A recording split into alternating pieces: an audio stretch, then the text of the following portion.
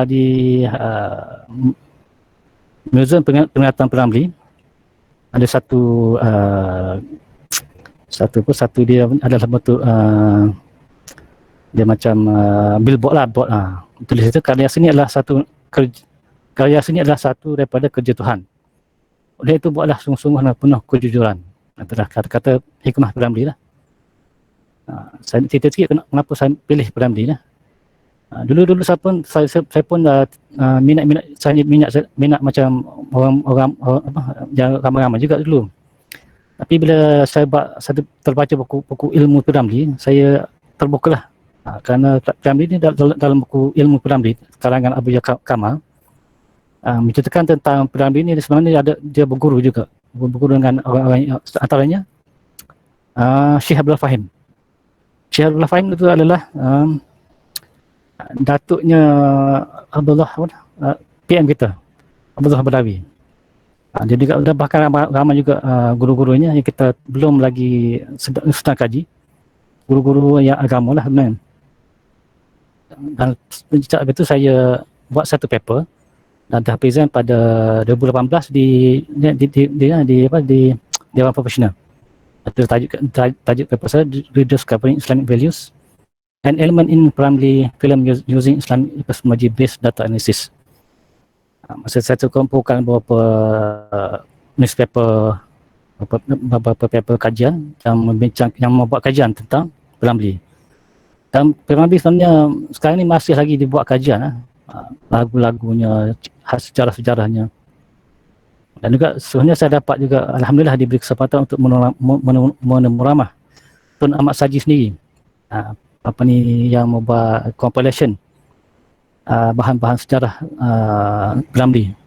Dan Tuan Ahmad Saji pernah juga berjumpa dengan Peramli sebenarnya. Masa saya jumpa dengan itu, saya tanya juga lah. Dia pernah jumpa lah satu kali. Dan juga saya juga, yelah sebenarnya ada kita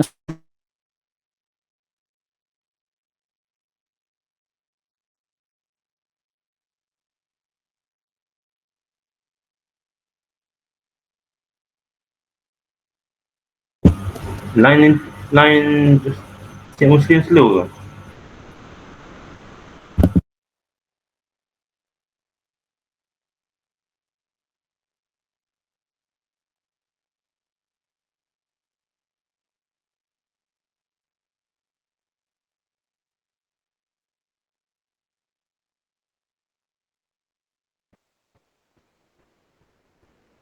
Okey, Cik Shan. Boleh dengar ke? Okey, baru boleh. Line slow ke? Saya tukar line tu.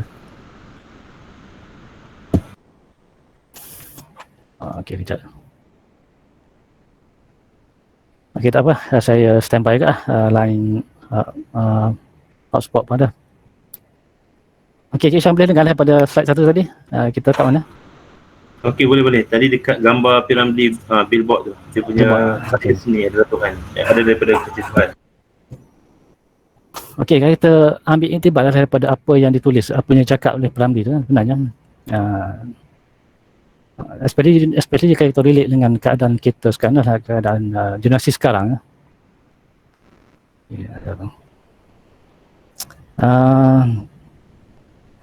Karya seni adalah satu daripada kerja Tuhan. Oleh itu buatlah sungguh-sungguh dan penuh kejujuran. Yang mari kita tengok sekarang ni kadang-kadang ada penjawat awam ataupun peniaga buat kerja tu dengan secara tidak ada kasih sayang. Tidak ada kasih sayang dan tidak kisah. Tidak kisah, tidak suka sangat. Asalkan buat saja. Itulah maksud apa yang saya faham di situ. Kita ni kena ada kisah, ada kasih sebenarnya dalam kita buat kerja lah. Kita buat kerja sebagai pekerja kaunter, kita sebagai apa jabatan sekalipun lah. Kena ada kisah, ada kasih. Kena kisah tu sebenarnya sebabnya adalah kita sebagai profesional. Namanya apa, butirannya apa, di mana, siapa yang buat, kenapa jadi gitu. Detail kena ada. Dan dia kena ada kasih. Kita sampaikan kita buat apa-apa pun kena ada kasih. Servis yang kita sampaikan mesti ada kasih sayang. Itulah kita buat bisnes dengan kasih sayang. Atau orang jual makanan masak dengan kasih sayang. Itu beza tu. Masak dengan untuk cari duit saja. Okey, sebenarnya ni saya share sikit tentang pengalaman saya pergi Munir Meramah Pengurusi Hakim Tuan Ahmad Saji. Di sini saya berjumpa dengan cicit saudara Allahyarham Tan Sri Ramli. Ni nama dia Haizat, hampir-hampir sama lah. Kalau nak tengok dia punya, dia juga ada sikit bakat berlakon lah sebenarnya. Kalau nak tengok dalam YouTube boleh search Iklan Raya DIY. Nanti akan jumpa lah Labu dan Labi. Labu dan Lebih apa rasa jawab itu. Tahun 2020 tak silap. Ataupun 2019. Okey. Okey ni ni saya berjumpa dengan Tuan Ahmad Saji. Very respected person lah. Tokoh yang besar lah di negara kita. Dia merupakan mantan Ketua Setiausaha Negara 90 dan 96. Dan dia banyak menulis buku walaupun dia sibuk tak. Dia menuliskan 80 lebih. Ikutkan CV dia tu 32 tajuk buku dia menulis. Macam-macam buku lah. Selain pada Piramli adalah minat pribadi dia lah. Buku-buku lain banyak juga. Kalau dalam ini ada buku biografi Tuan Ahmad Saji sendiri. Tebal lah. Ada kata meja saya. Okey, kalau datang lagi. Okey, last year kita ada 2 program yang kita buat pasal bicara buku Piramli ni. Yang mula tu pada bulan Jun yang kita buat masa tu saya pun library masih tengah belajar tu peringkat awal. Tengah belajar buat live lah. Kita gunakan Meet sajalah masa tu. Kita jemput Abu Yakama, nama panel pengarang buku tu. Okey, pada 8 Jun lah. Dan 24 Ogos 2 bulan lepas tu kita buat dengan Tuan Ahmad Saji sendiri. Okey. Satu pengalaman yang amat bagus lah. Okey, ni saya share juga sedikit ijazah Kehormat Doktor Seni Persambahan dan dianugerahkan oleh Universiti Melaya kepada Allahyarham Tan Sri Ramli pada 2005.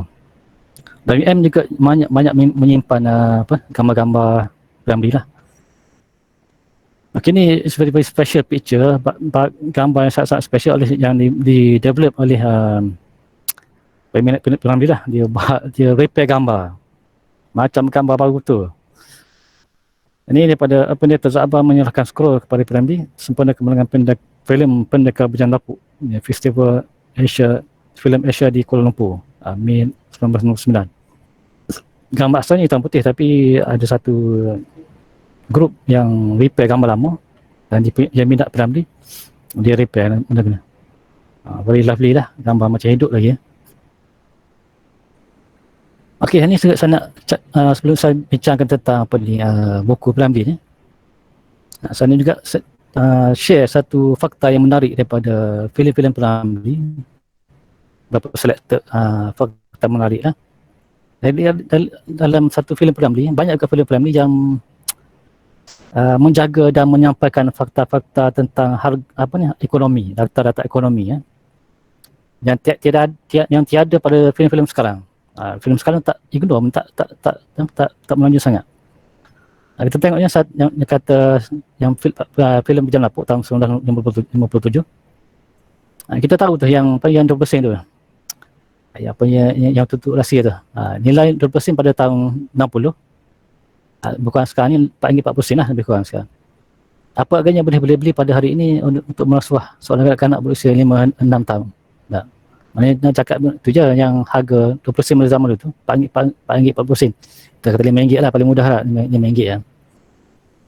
Isunya kita tengok pada Maha Perkahwinan Sudin yang pada dalam filem tu katanya 1001 pada hari itu pada tahun 60 bersamaan dengan 22,000 lah lebih kurang. Kita mundarkan 22,000. Maknanya memang betul-betul mewah tu. Betul-betul memang mahal lah nak kahwin tu. Tapi rasanya memang sama lah. Benda tu lebih kurang kalau kita tengok pada purata, saya rasa boleh kita kata 20,000 lah. RM1,000 pada 60 bernilai 21,939 pada hari ini. Patutlah Haji tak setuju dengan dan menganggap majlis yang bakal dibuat itu terlalu besar-besaran. Yalah memang bazir lah 22,000. nak berhutang, nak kahwin. Okey, pula satu adegan satu babak pula yang mana Piramli pergi itulah dia curi cincin belian Mak Eton tu, nak pergi gadai ke gadai Cina tu. Harganya 3,000 pada dalam filem lah tahun 90 tu. Harga sekarang 65, harga sekarang lebih kurang 65,000. Tak boleh lah kalau dia agak orang ada-ada. Mak Eton kerana memiliki cincin sebilah sebegitu. Duduk rumah rumah kongsi je itu dalam filem tu lah. Okay, so ni tengok jumlah dipinjam daripada Bengali oleh jiran sebelah rumah Sudin. Ada satu babak atau adegan yang mana kita dengar satu perbelahan lah antara laki suami isteri pasal hutang. Hutang dia 5,000 masa tu filem tu. Harga nilai sekarang 110,000. Okey, pada hari ini nilainya adalah sekitar 110,000. Sekurang-kurangnya memerlukan 12 tahun dah perlu bayar 1,000 setiap bulan untuk kahwin, untuk bayar Bengali saja. Patutlah kalau bank Islam buat inisiatif yang tidak menzalimi peminjam lah sebenarnya. Ni kalau nak bincang lagi boleh bincang dengan orang pakar finance lah. Di kampus kita banyak pakar finance, boleh kita bincangkan benda ni. Benda tu Piramli macam mana boleh fikir nak buat benda-benda macam ni, supaya kita berfikirlah, berfikir tak. Kita kaji benda-benda macam ni, membazir, kena bayar hutang, hidup terseksa, terbeban dengan hutang. Okey, dah tu sekali tu babak sini adalah di mana Piramli dipaksa bayar RM38 kerana dia adalah dia pergi makan dengan perempuan tu di restoran. Okey, sekarang nilainya adalah 834. Nilai beef stick untuk 12 orang yang perlu dibayar dari Ramli, sehingga terpaksa pulang selas pingat adalah RM38 dalam filem tu. Pada hari ini nilainya adalah sekitar 834. Makan apa 834 ni? Ni makan wagyu ke? Justru penting sebenarnya untuk mengajar bakal isteri makan di warung tepi jalan atau restoran sederhana. Yang penting makanannya bukan gaya dan status kekayaan yang dipamerkan. Okey, Cik Syam ada nak cakap apa ke? Okey, ini satu fakta menarik juga. Saya dapat ni very recent one.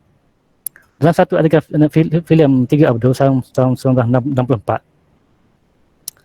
Yang mana Abdul Wahab anak Sadiq Siraga tu pergi nak menggoda Abdul Wahab lah. Dia menggunakan whistling language.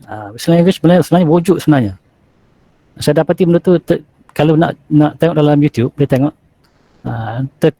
whistling language, boleh type whistling language, memang wujud. Kita ingatkan mengenai Mamai, kita ingatkan benda tu sebagai Mamai saja dalam filem tu. Tapi rupanya Piramli entah macam mana dia boleh tahu memang benda tu wujud. Bahasa secara bersiul. Boleh tengok. Memang betul-betul wujud. Tengokkan benda tu sebagai Mamai saja.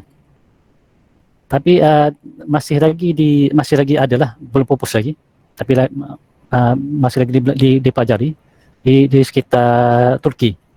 Dan memang babak-babak iskatan bola tu di filem 3 Abdul dibuat di mencerminkan kerajaan Turki Osmania. Tu rasa entah macam mana lah Piramli dia genius. Boleh cari, dia boleh korek sejarah ni macam mana, kita berheran.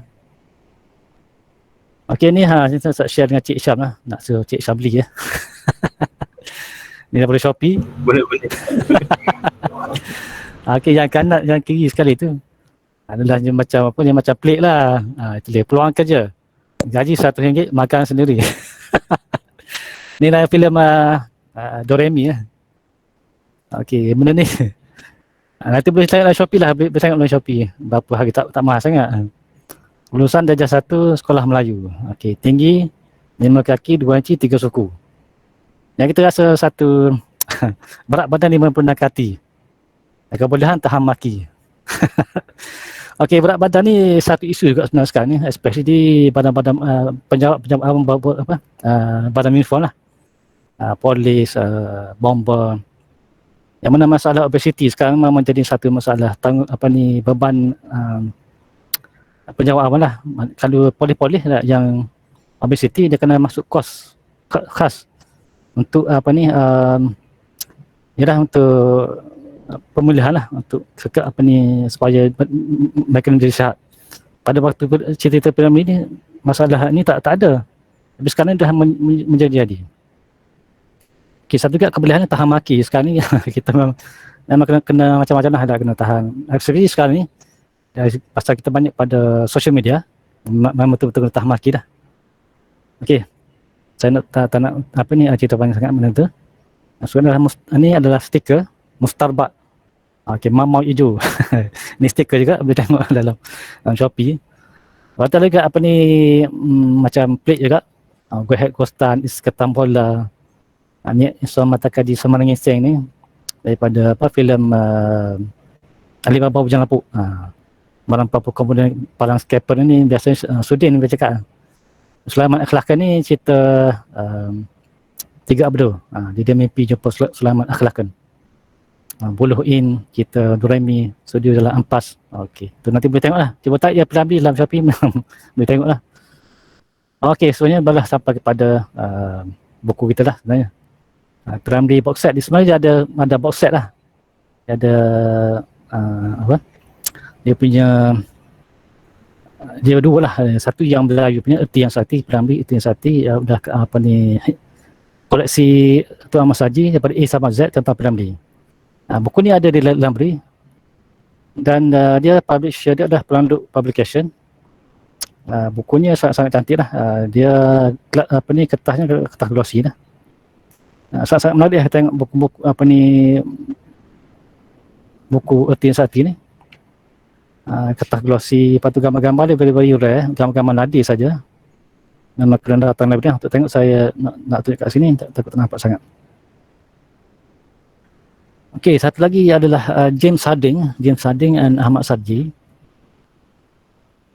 Okey, James Harding adalah kerangan bersama lah,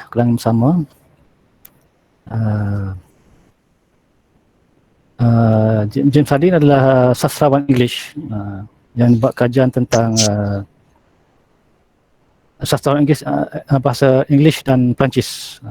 Dia dah meninggal tahun 2007. Dan buku Piramli ni, The Bright Star, dia buat pada dipublish tahun 2022. Dan alhamdulillah kita di library kita dapat satu kopi. Kalau nak beli buku ni memang tak dapat lah, dah tidak diketak lagi. Itu saya pergi jumpa Tuan Saji, saya minta satu, dan dia alhamdulillah dia bagi. Dia dalam ni ada fakta-fakta macam lagu Piramli, semua jumlah lagu Piramli dah 356 dan filmnya dalam 1 lebih, saya tak ingat atas sini ada. Kalau ikutkan purata filem Piramli ni, setahun kira-kira daripada umur 18 hingga dia meninggal tahun umur dia 43, 44. Kira-kira purata dia hamaskan filem setiap tahun 2 filem. Macam mana dia nampak? Tak, setiap tahun 2 filem. Every 6 months, purata lah, segi puratanya macam mana? Setiap 6 bulan 1 filem. Okey, nak juga kita cakap tentang tara Piramli. Maksudnya tara mana Piramli? Dia punya lagu-lagu lah. Especially lagu dia adalah tara-tara Nat King Cole, Louis Armstrong. Dia setara evergreen, dia panggil evergreen, malah hijau. Dia sentiasa segar. Even kita last year ada satu YouTube menceritakan tentang sepasang Mak Saleh di Australia buat basking di tepi jalan, lagu Getaran Jiwa. Nanti boleh tengok basking Mak Saleh, Getaran Jiwa dalam YouTube. Masih lagi dinyanyikan, masih lagi segar bukan saja orang Melayu, bahkan orang Mak Saleh sendiri. Itulah tara-tara Piramli lah. Bukannya sekadar di peringkat Malaysia kan, yang bukan tanah Melayu saja, bukan peringkat Nusantara, bahkan peringkat dunia Piramli, tak ada orang yang boleh se-versatile, yang serba boleh. Kalau kita tengok gambar-gambar dia tak, sebagai peninju ada, silat ada, silat of course lah. Silat yang hebat, silat dalam silap dalam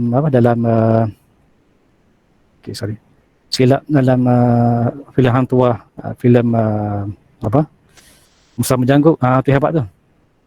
Dan memang Piramli mempunyai kebolehan silat, bermacam kebolehan lah. Selain silat boleh takraw dan apa lagi macam-macam kayak itu, nak tengok lah. Okay, saya nak tengok soalan lah. Bunyi ada baca soalan lagi. Okay, ada soalan kah? Okay, sama-sama tu Cik Syam ada nak tanya kah? Saya pun nak cerita sikit-sikit sama-sama, kita sama-sama sikit. Okay, lagunya memang banyak lah, dari segi statistik data saya tengok kan, memang banyak lah. Okay, kita tengok pada buku Piramli ni, Piramli Star, dia punya chapter, dia punya quality paper ni, kalau nak banding dengan Erti Sakti tu, dia agak lebih baik pada itulah Erti Sakti tu. Ya, Waalaikumsalam. Ya, Cik Dah kah? Ya, ada nak tanya? Okey, buku ni dia juga menceritakan tentang Piramli, tapi dia bukan sama juga. Ikutkan ceritanya daripada James Harding ni, dia juga belajar bahasa Melayu untuk dia memahami sejarah-sejarah Piramli. Tapi kalau kita compare, dia buku dia dalam bentuk chapter. Kalau buku Erti Sakti tadi dia dalam bentuk A to Z. Dia dah masuk bentuk almanac dia panggil. Almanac atau silap A to Z. Kalau tengok dalam buku Erti Sakti ni banyak juga karya-karya Piramli yang tidak dipublish. Dia juga ada persembahan, ada juga ada yang drama radio pun ada. Dan setakat ni saya jumpa satu je ya Wabang Cerita Piramli yang ada lah dalam sejarah Piramli tu, boleh tengok dalam history yang Cik Syam play yang mula-mula tadi, ada juga satu. Okey, kalau tengok dalam chapter dalam buku James Harding ni, kita tengok satu-satu ya. Chapter 1, Pearl of the Orient, dia menceritakan tentang sejarah Piramli, biografi ni asal daripada Aceh. Mak ayah dia tu, ayah dia daripada Aceh, bangsawan juga sebenarnya. Rumahnya masih lagi di Pelabuhan Georgetown. Dan di Selia, di bawah Arkib Negara. Harta Negara kiranya. And then kalau kita move on to chapter 2. Okay, chapter 2, City of the Lion, cerita pasal Piramli di Singapura. So, masa tu, masa filem-filem Piramli dibuat di Jalan Ampas tu, masa tu Singapura masih lagi di bawah di bawah Malaysia. Kita tengok. Okay. Dan dia konsep dia di Jalan Ampas ni, dia pelakon studio technician semua duduk di satu tempat, gitu. Okey, yang ketiga chapter 3, Lover, Husband and Father. Ni cerita sikit tentang peribadi Piramli. Dia ikutkan Piramli, secaranya dia pernah kahwin 3 kali lah. Pertama dengan Junaidah tu, mak kepada Nasir. Dan dia bercerai, kahwin dengan Norizan. Norizan tu cerita hebat juga. Allahyarham Norizan, pemaisuri bekas pemaisuri Perak. Ada cerita lah, cerita tu panjang sikit tu. Ceritanya Piramli dijemput untuk buat persembahan di Istana Perak. Dan Sultan Perak dah pesan kepada pemaisuri tu, Norizan lah. Apa-apa pun jangan tengok mata Piramli. Mata Piramli tu ada kuasa lah, kuasa yang sakti. Tapi dia lah orang ni kalau yang dilarang tu lain nak buat lah. Okay, jadi lepas pada tu jadi ada surat menyurat lah antara Piramli dengan Norizan tu. Dan bila sampai satu masa, bil telefon Istana Perak tu jadi tinggi. Di Sultan Perak tahu, tapi Sultan Perak dia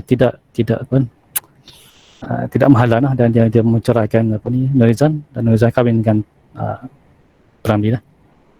Dan itulah sebenarnya lagu bukan apa saja adalah untuk Norizan lah sebenarnya. Untuk mengenang jasa Norizan yang telah meninggalkan istana, sanggup bersama dengan P. Tapi rumah tangga dia tak itu juga tidak kekal lama juga. Mencegah juga. Cerita ni ada dalam sejarah P. Boleh tengok dalam history China tu. Dan last sekali kami dengan Saloma lah, Saloma dan kekal sampai meninggal dunia lah. 3 orang. Dan itulah mungkin benda cerita-cerita ni P.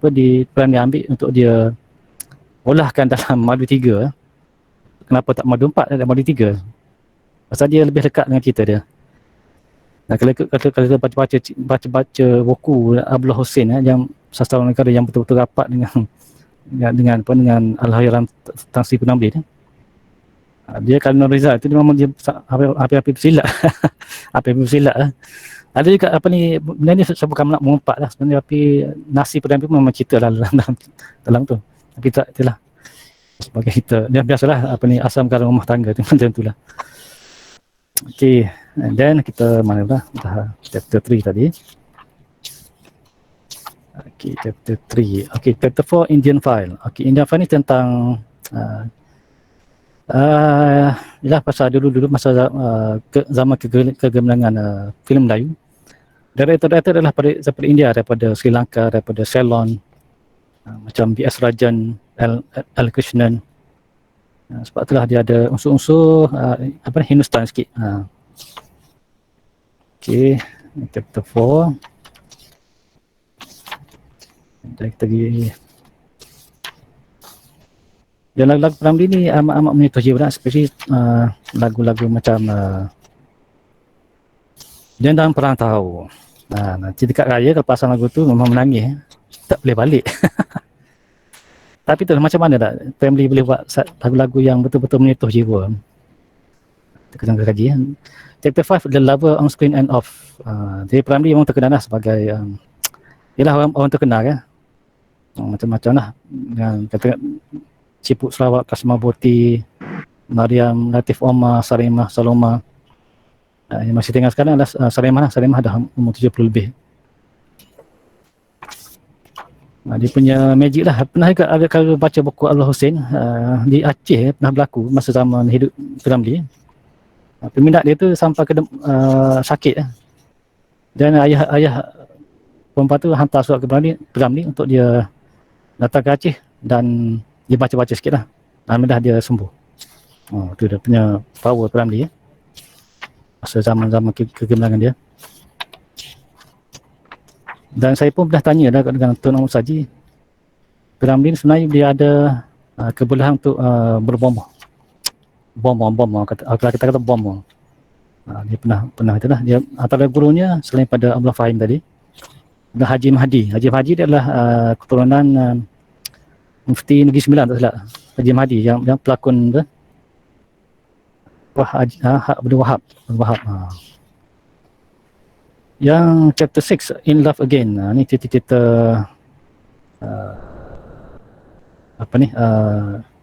lewat hidup P. tentang kasihnya dengan Saloma lah. Saloma. Asalnya kalau ikutkan cerita sejarahnya, P. ni dia berkasih dengan kakak Saloma, Mariani. Tapi tak macam tak jadi dapat adik. Tapi tentulah kena baca sendirilah. Sampai tak cerita sangat pasal benda dah lepas. Okey, chapter seterusnya Saloma and P. The Lyric and the Melody. Daripada P. kami Saloma hidupnya agak stabil lah, agak stabil compare dengan sebelum masa dia kahwin dengan Norizan. Dan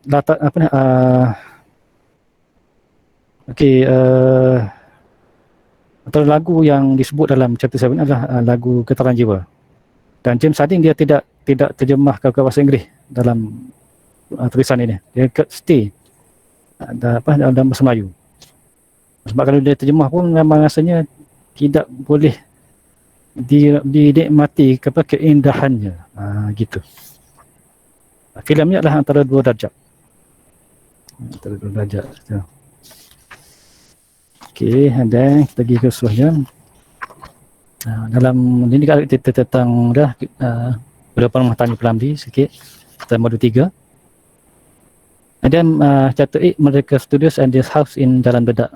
Ni bila asal-asal Peramli filmnya di Jalan Ampas, Singapura. Tapi bila dah ada Singapura tu tutup apa semua, Jalan Ampas tu, Peramli pindah ke Kuala Lumpur. Sana dia jumpa dengan kawan dia, Datuk Asyam Shah. Okey. Dan tempat dia rumah dia sekarang di setapak lah, dia jadi Pustaka Peringatan Peramli. Alright. Dan satu fakta menarik juga dari buku ni adalah kita filem Masa-Masa Manis tahun 1965. Sharifah Hanim tu sebenarnya kerabat raja, tak silap apa dia kata tu. Kerabat dia raja kot lah. Tapi hanya satu filem yang berlakon. Tu. Sharifah Hanim. Kat situ chapter 9, Love, Race and the Family. Keluarga Peramli ni agak pasal dia dengan Saloma dia tak dapat anak. Dia betul-betul anak dia dah anak biologi dia. Nasir Allahyarham Nasir Peramli negara Sazali tu masih hidup lagi. Masih hidup lagi. Okey, kita tengok lagi. Okey, chapter 10, People into Master. Kita tengok juga rakan-rakan sezaman Peramli, Jim Samsudin, Aziz Satta, S. Samsudin. Juga dia generasi ini membawa mesej yang sama dalam filem-filem, walaupun tidak sehebat dan tidak se-evergreen dengan Peramli, tapi mesej-mesej yang dibawa dalam filem-filem, lagu-lagu atau karya seni ni masih lagi sama dengan apa yang dibawa oleh Tan Sri Peramli. Maknanya untuk masyarakat, untuk sebagai teladan generasi kini lah. Mana ada manfaat lah, tidaklah kita bukan nak compare sangat dengan apa yang ada sekarang, tapi itulah sebenarnya yang kita tengok lah. Chapter 11, and a Beginning. Dia Peramli dia meninggal tahun 1973. Dia tu zaman-zaman yang mana kalau kita tengok sejarah, dia hampir-hampir bila dia dah meninggal tu, Peramli sudah tidak dihargai. Pernah dibu di Angkasa Puri. Tu lah. Ada satu gambar saya share di kamera lah. Nampak? Tak nampak? Okay, tak nampak. Okey. Itu gambar Peramli 1973. Sebelum dia meninggal, Peramli ni dia ada dipanggil court. Dia dapat surat court, surat mahkamah. Dia jadi penjamin. Dia Peramli ikutkan sejarah seorang yang sangat pemurah.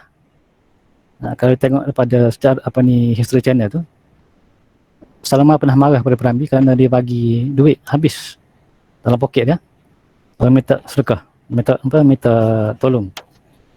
Zaman dulu masa tu ATM belum ada. Mana kalau nak dapatkan cash kena pergi hari itulah, hari bank kerja lah. Kalau kerja minggu, satu Ahad tak ada duit lah. Nak tunggu bank buka dulu.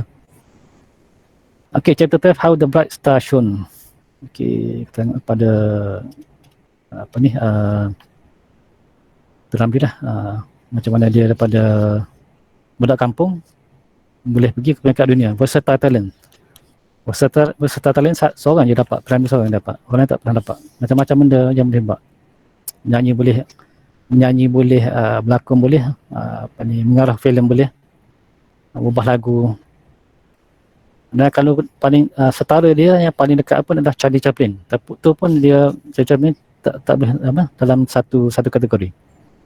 Sebab Charlie Chaplin ni dia tidak evergreen. Tak adalah lagu dia ataupun filem-filem dia yang evergreen, dan tidak ada manfaat pun, tidak ada message selain daripada hiburan semata-mata. Filem Charlie Chaplin ada tak terasa terkesan atau terasa kasih ataupun sayang untuk tengok filem tak? Compare kita tengok filem Peramli tak? Even cerita-cerita yang menghebohkan, cerita-cerita Tiga Abdul, dia tahu di sebalik filem tu ada ada masih yang tersirat yang cuba disampaikan oleh pelakon dekat pengarah filem sebenarnya. Okey. Okey, ini chapter last kali. Okey, last kali adalah appendix. Appendix ini adalah sebagai filem filem-filem ni lah. Okey, banyak sangat. Okey, kalau tengok kat dalam ni 63 filem Piramli. Itulah. Terus saya kata average-nya setiap setahun 2 filem. 2 filem. Okey, kalau tengok lagu Piramli ada semua yang dipublish lah. 356 lagu-lagu Piramli. So very kita memang saya dah amat-amat menyanyilah segala pengorbanan, segala sumbangan telah diberikan oleh Allahyarham Tan Sri Piramli. Itulah saja untuk saya. Sampai dah hampir 10.47. Marilah kita belakang Al-Fatihah buat Allahyarham Tan Sri Piramli. Al-Fatihah. Alhamdulillah. Bismillahirrahmanirrahim.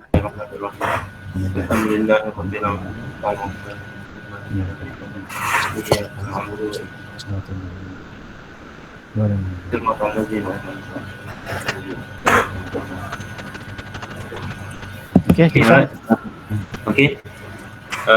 terima kasih kepada Cik Muslim. Saya faham Cik Muslim dah banyak dan lama mengkaji tentang Piramli. So terlalu banyak benda yang nak disampaikan. Dia sampai tak tahu nak sampaikan kan. So bila sembang personal dengan Cik Muslim pun, siapa yang pernah sembang tentang Piramli dia faham lah. Mungkin kita kena ada satu sesi khas Cik Muslim nak kongsikan tentang penemuan-penemuan tentang Piramli untuk Cik Muslim menceritakan kan. So saya rasa masa 1 jam ni memang tak cukup. So tak apa, insyaAllah saya akan cuba cari masa yang sesuai untuk Cik Muslim kongsikan lah. Sebab yelah, kalau kami nak mengkaji ataupun nak membaca dalam tempoh berapa lama ya, kami nak dapat information tentang Piramli kan. Tapi Cik Muslim dah kaji dan dah jumpa macam-macam penemuan, macam-macam kajian orang lain. So mungkin boleh kongsikan lagi ya, insyaAllah nanti ya. Okey, so kita teruskan lagi, kita tak nak melengahkan masa. Kita terus menjemput Ustaz Mirdad. Ustaz, masa yang ada lebih pun tak apa, sebab tadi dah lebih sikit masa. So lebih daripada jam 11 pun okey. Kalau kita bagi ruang kepada Ustaz untuk kongsikan tentang tokoh agamawan yang hebat ni daripada Perak, Ustaz Harusani almarhum, untuk sama-sama kita mendengar perkongsian buku yang Ustaz akan review nanti. So Ustaz Mirdad teruskan ya. Okay, bismillahirrahmanirrahim. Assalamualaikum warahmatullahi wabarakatuh. Alhamdulillahirabbil alamin wassalatu wassalamu ala sayyidina Muhammad wa ala alihi wa sahbihi ajma'in. Qalu subhanaka la ilma lana illa ma 'allamtana innaka antal alimul hakim. Alhamdulillah, terima kasih kepada Encik Syamuddin yang dihormati, lagi dikasih tuan-tuan, sahabat-sahabat, saudara sekalian. Alhamdulillah, terima kasih juga kepada Cik Muslim kerana sebentar tadi beliau telah berkongsi mengenai satu tajuk iaitu tentang Piramli, yang mana kalau kita membicarakan tentang Piramli ini, dia seorang seniman yang walaupun dah meninggal tetapi dia hidup, idea dia hidup bersama dengan kita, daripada kecil sampai kita besar, insyaAllah.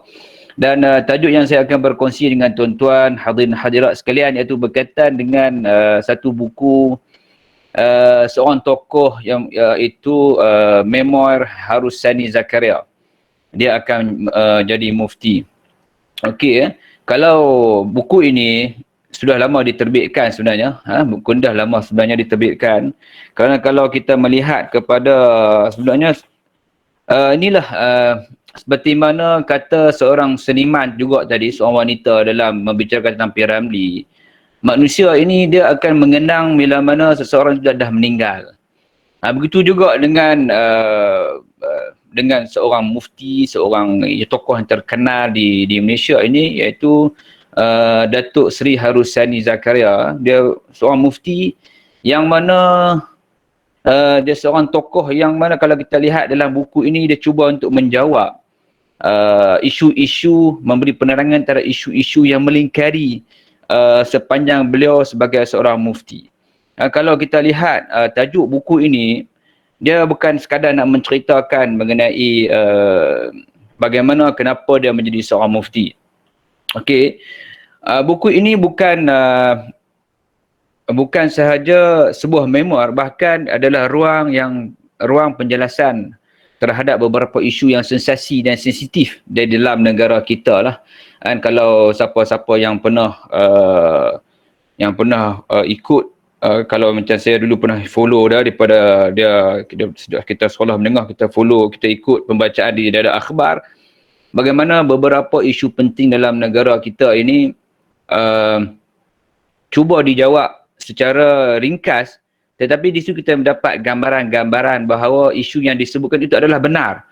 Bukan akhbar, bukan media massa sengaja untuk nak mengeksploitasi isu-isu ini supaya menimbulkan kegusaran di dalam masyarakat kita, dalam negara kita lah. Okey. Sedikit latar belakang mengenai penulis ataupun tokoh yang kita nak bincang ini, iaitu beliau merupakan Tan Sri ni, dia baru dapat sebenarnya daripada Agung. Tan Sri Datuk Sri Dr. Haji Harusani. Doktor ni adalah doktor anugerah daripada UKM. Haji Harusani bin Haji Zakaria, lahirkan pada 1939 dan baru meninggal pada 30 Mei baru-baru ini kerana sakit COVID lah, COVID-19 baru-baru ni. Beliau merupakan mufti Perak yang ke-8, yang ke-8 yang berkhidmat di negeri Perak. Di negeri Perak, beliau dilahirkan di Parit Tok Ngah, Tanjung Piandang, Parit Buntang, Perak. Okey, dia berketurunan Banjar. Mungkin ni kampung Cik Isyam juga aku di Parit Buntar ni. Saya pun tak biasa mana. Perak ni dia satu negeri yang agak besar daripada Perlis. Jadi tak boleh nak sebut je. Ya, ada kenal juga ni. Ada kenal. Ya. Telah mendirikan rumah tangga dengan Puan Seri Datin Siti Hajah Ainun binti Abdul Ghani. Mereka juga mempunyai 4 orang anak. Okey, 4 orang anak. Okey, dia 4 orang anak ni, salah seorang anak dia dah meninggal di Mesir akibat daripada kemalangan. Nak balik dah anak dia tu di penghujung tahun nak balik ke Malaysia. Sempat selepas menelefon ayahanda beliau Datuk Mufti untuk nak balik, dan pada sebelah tu dia pergi hantar kawan dia, dan perjalanan hantar kawan dia tu kemalangan. Nak dijadikan cerita lah, nak dijadikan cerita. Kalau kita dengar para pelajar kita meninggal di Mesir, meninggal di Jordan, insya-Allah mereka tu meninggal dalam keadaan berjihad, menuntut ilmu, jihad kepada Allah Subhanahu Wa Taala.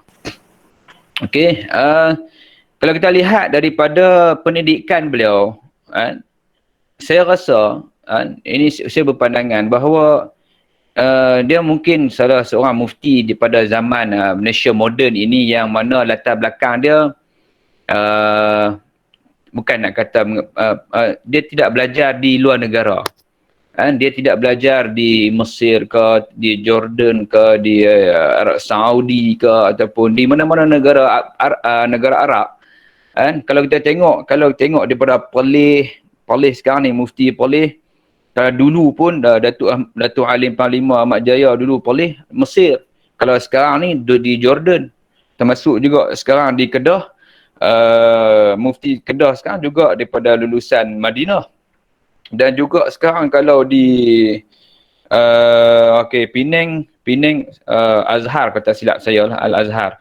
Jadi boleh katakan kebanyakan mufti-mufti di Malaysia ni adalah keluaran daripada Timur Tengah, daripada Timur Tengah. Tapi yang uniknya tokoh yang kita nak bincangkan pada hari ini adalah seorang tokoh yang mana dia belajar di dalam Malaysia, di keluaran tempatan, tetapi dari sudutnya dia vokal, dia mengambil berat. Kalau kita tengok lepas ni isu-isu yang diangkat, bagaimana dia begitu berani, lebih ke hadapan, Jadi mungkin kerana medium pembelajaran dia, beliau semasa di Malaysia itu dia telah terdedah dengan perkara sebegini. Contohnya dia belajar Senior Tertinggi Pendidikan Kolej Islam Melaya Kelang, KIK lah, KIK. Okey, yang kemudian Kolej Al-Atas di Johor Bahru. Sebelum ke KIK di Kelang, dia belajar di Kuliah Al-Atas di Johor Bahru, kemudian Madrasah Manabil Ulum Penanti. Kemudian dia merupakan juga lepasan sekolah Inggeris, ya. Kan, sekolah Inggeris kalau kita lihat. Sebab itu dia punya bahasa Inggeris dia agak berkualiti, kan? Agak berkualiti kerana dia mungkin orang yang macam saya ni tak boleh nak ceritakan kerana kita pada zaman kita ni tidak ada lepasan sekolah Inggeris. Kita zaman kita dah tak ada sekolah-sekolah Inggeris ni. Okey, jadi sekolah-sekolah Inggeris dah ditukar menjadi sekolah kebangsaan apa semua, kan. Okey. Jadi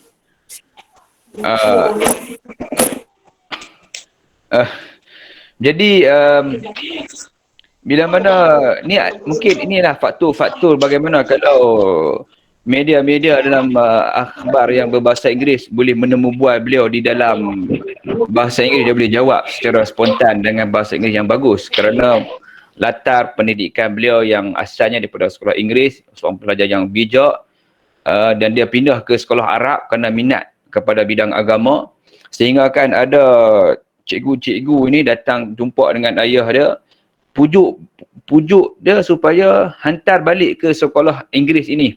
Hantar balik kerana dia seorang pelajar yang bijak, kan. Oleh kerana pada ketika itu juga mungkin satu stigma orang yang masuk sekolah Arab pada ketika itu adalah golongan yang kurang mungkin pada ketika itu. Jadi dia berpindah ke sekolah Arab ketika itu kerana minat terhadap agama. Jadi ini mungkin menimbulkan sedikit konflik pada ketika itu. Tapi lihat di sudut itu bagaimana peranan bapa beliau, yang mana meletakkan kepercayaan kepada anak untuk memilih. Dia taklah terpengaruh dengan pandangan guru-guru daripada sekolah Inggeris, dan juga orang-orang sekeliling beliau, ayah beliau ni, dia meletakkan kata apa yang anak dia minat, situlah dia akan belajar. Situlah dia akan belajar. Jadi apa yang kita boleh ungkapkan pada hari ini untuk kita perlu melihat kepada apa yang anak kita minat jugalah. Selagi mana dia nak belajar, kita dorongkan mereka ke jalan untuk mendapatkan ilmu ini. Kemudian mendapatkan kursus pendedahan di Muslim College of London, United Kingdom. Lebih kurang 6 bulan pada tahun 1989. Okey. Jadi ini antara jawatan-jawatan yang disandang oleh beliau lah. Mufti kalau di Perak ni dia mufti sampai mati lah. Mufti sampai meninggal.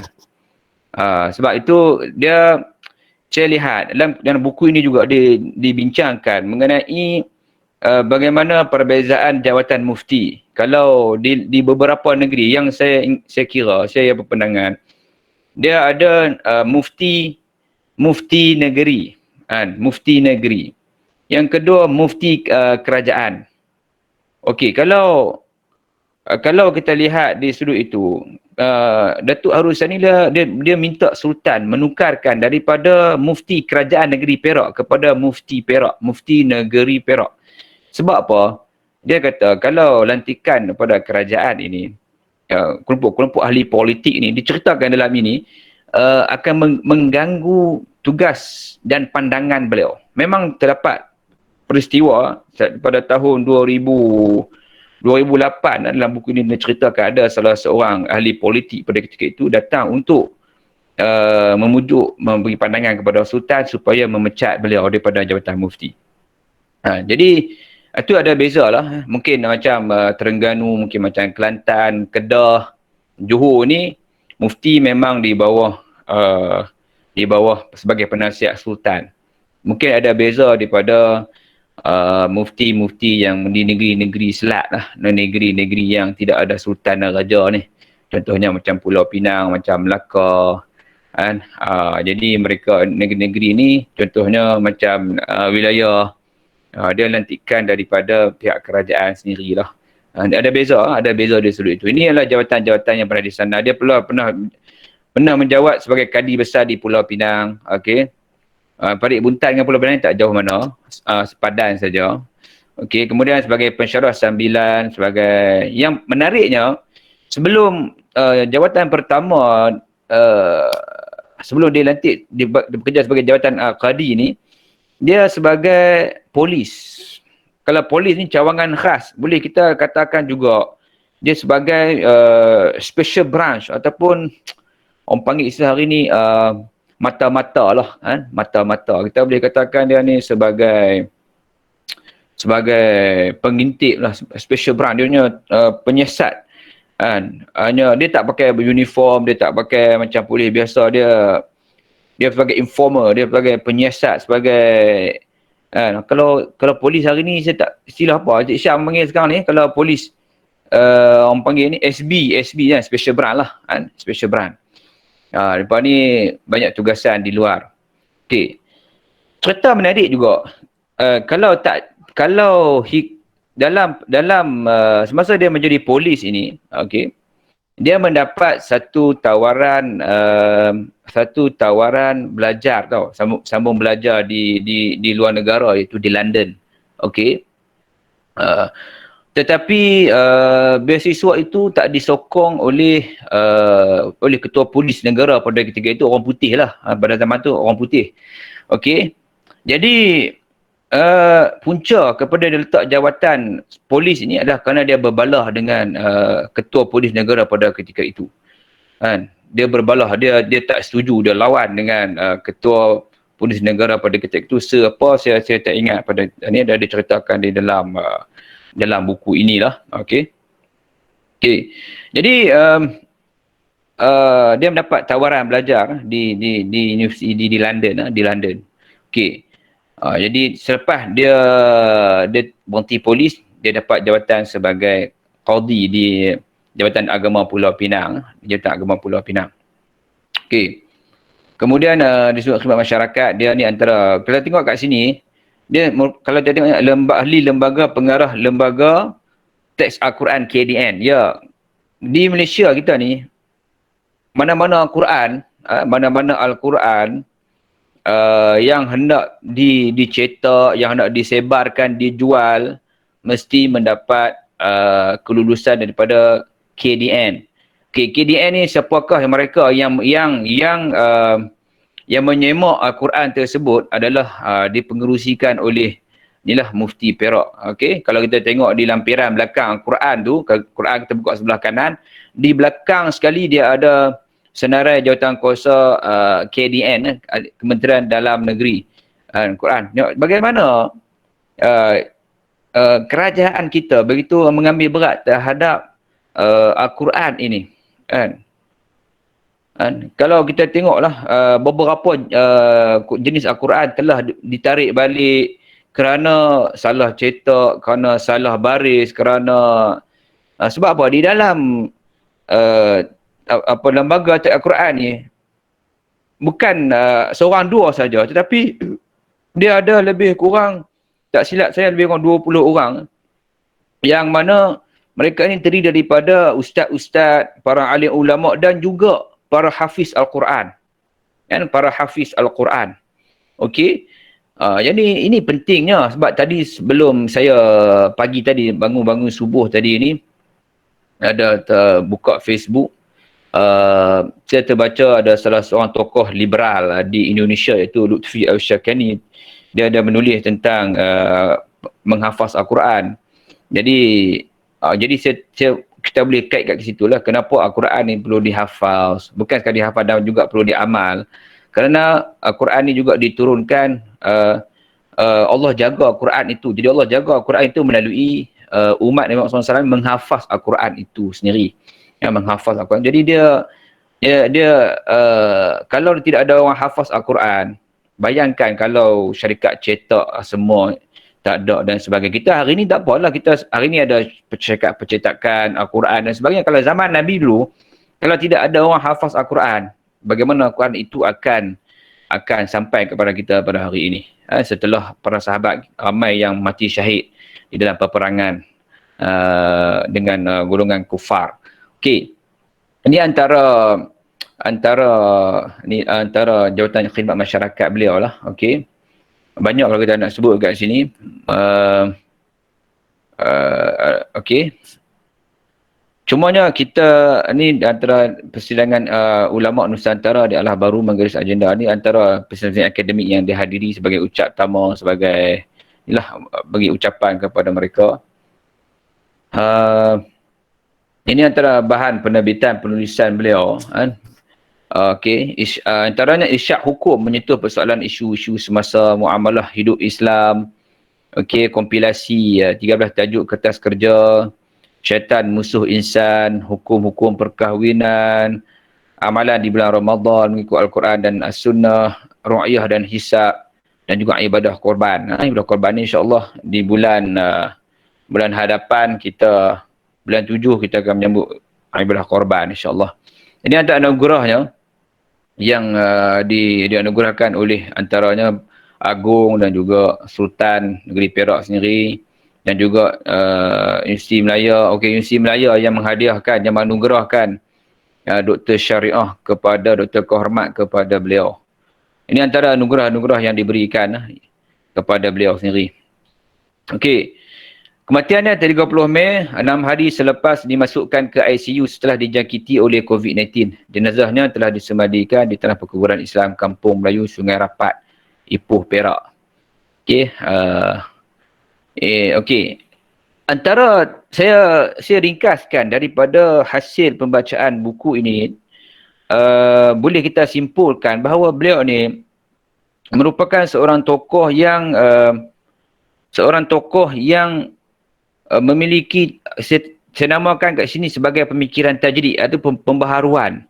Kan? Pembaharuan. Kerana kalau kita lihat di dalam buku ni tak panjang, dan juga saudara dan saudari, tuan-tuan dan puan boleh baca buku ini, saya rasa dalam sejam dua dah boleh habis, kerana buku ini dia tak panjang, dia lebih kurang 140 muka surat lebih saja. 140 muka surat lebih, dan dia merupakan keluaran daripada UUM. Keluaran UUM lah, Universiti Utara, penerbit dia pihak UUM. Agak ringkas bagi saya. Seharusnya buku ni kena lebih tebal lagi lah. Mungkin harus dikaji lagi orang lain tentang bentuk-bentuk pemikiran, bentuk-bentuk selain daripada pemikiran beliau, selain daripada sumbangan beliau, selain daripada mengkaji tentang fatwa-fatwa di negeri Perak, dan tentang perkara-perkara yang menjadi pembaharuan. Contohnya kat sini, tuan-tuan boleh beli buku ni. Saya tak pasti ada ataupun tidak lagi. Kerana biasalah dia macam dulu contoh buku tentang tokoh yang ideanya menubuhkan tabung haji, iaitu Profesor Diraja Ungku Aziz, kan? Dia menjadi trend sekarang ni dalam kalangan pencinta buku pada hari ini. Bila mana seseorang tokoh di Malaysia itu meninggal, buku-bukunya akan diangkat, dijual dan laku keras. Habis. Begitulah kan. Trend kita tengok di Malaysia sekarang ni. Kan? Kalau kita tengok trending trending sekarang ni, bila mana ada seorang tokoh itu meninggal, maka buku-bukunya akan habis dibeli, diborong oleh masyarakat.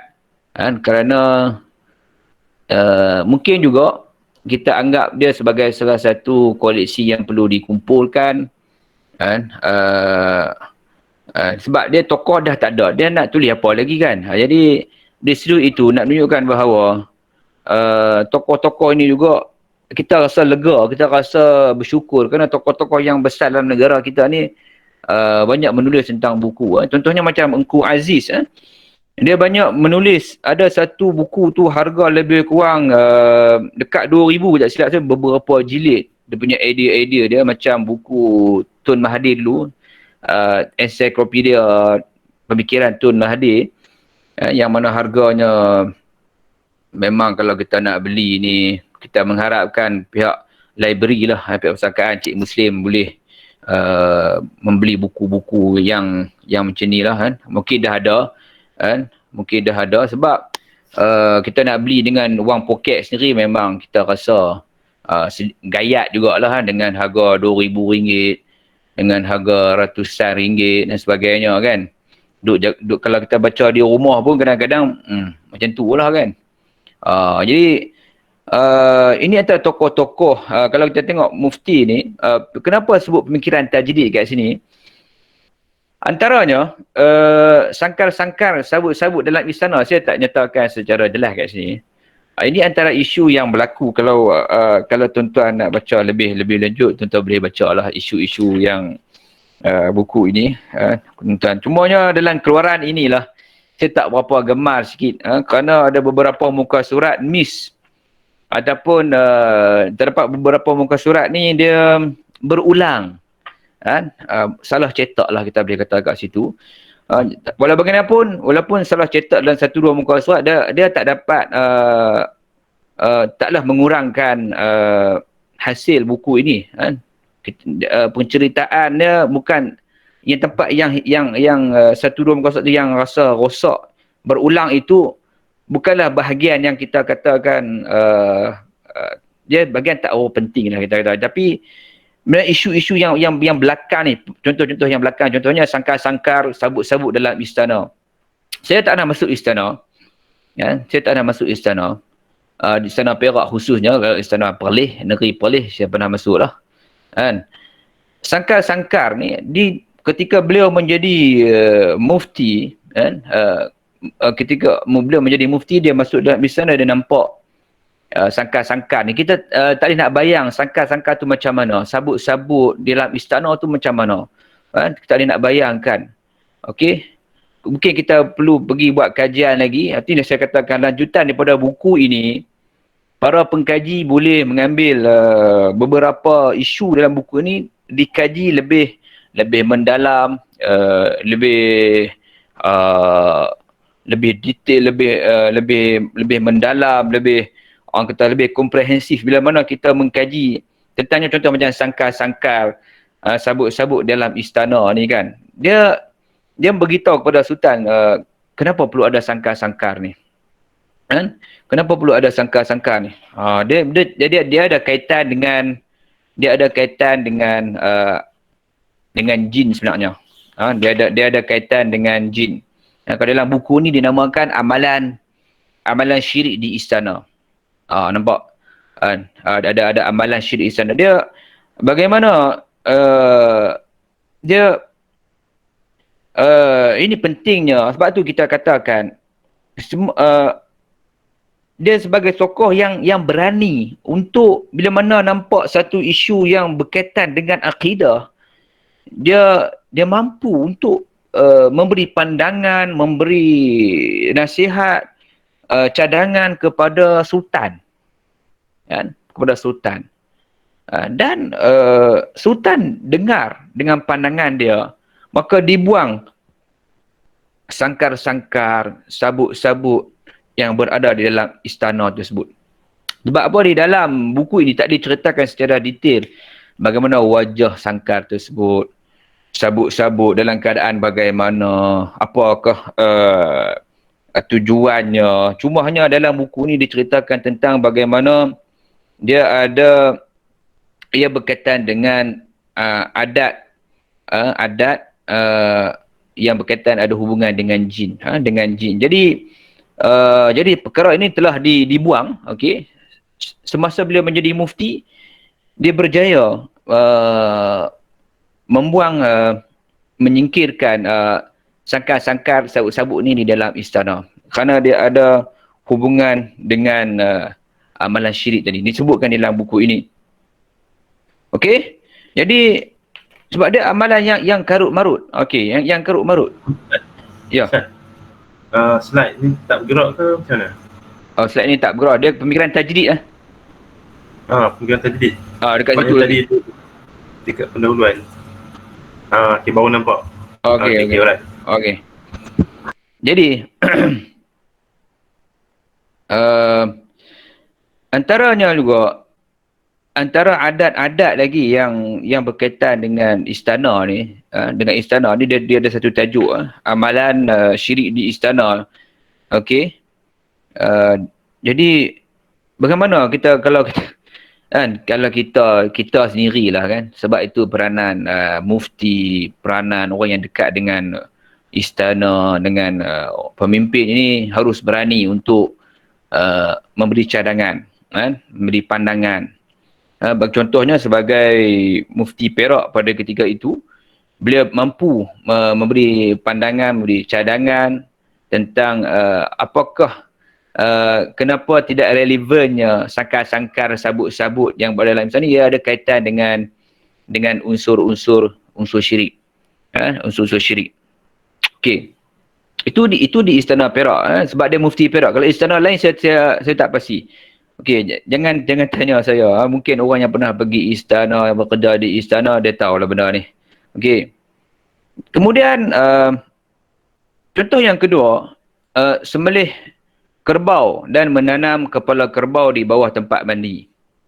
Okey, ini juga berlaku. Dia juga alhamdulillah saranan daripada teguran daripada mufti ini, daripada beliau menunjukkan bahawa beberapa amalan yang kita tak sangka mungkin wujud daripada zaman dahulu lagi, kan. Sebab tu saya katakan ni sebagai salah seorang tokoh tajrid, kerana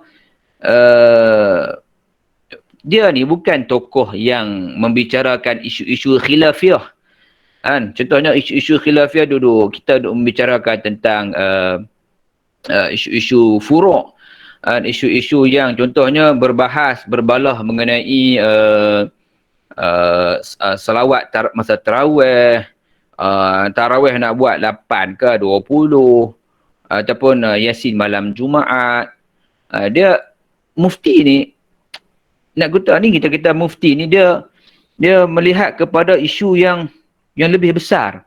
Bagaimana dia tak menjadikan isu-isu khilafiyah, isu-isu furu'iyah ini sebagai salah satu isu yang perlu diangkat sehingga akan masyarakat menjadi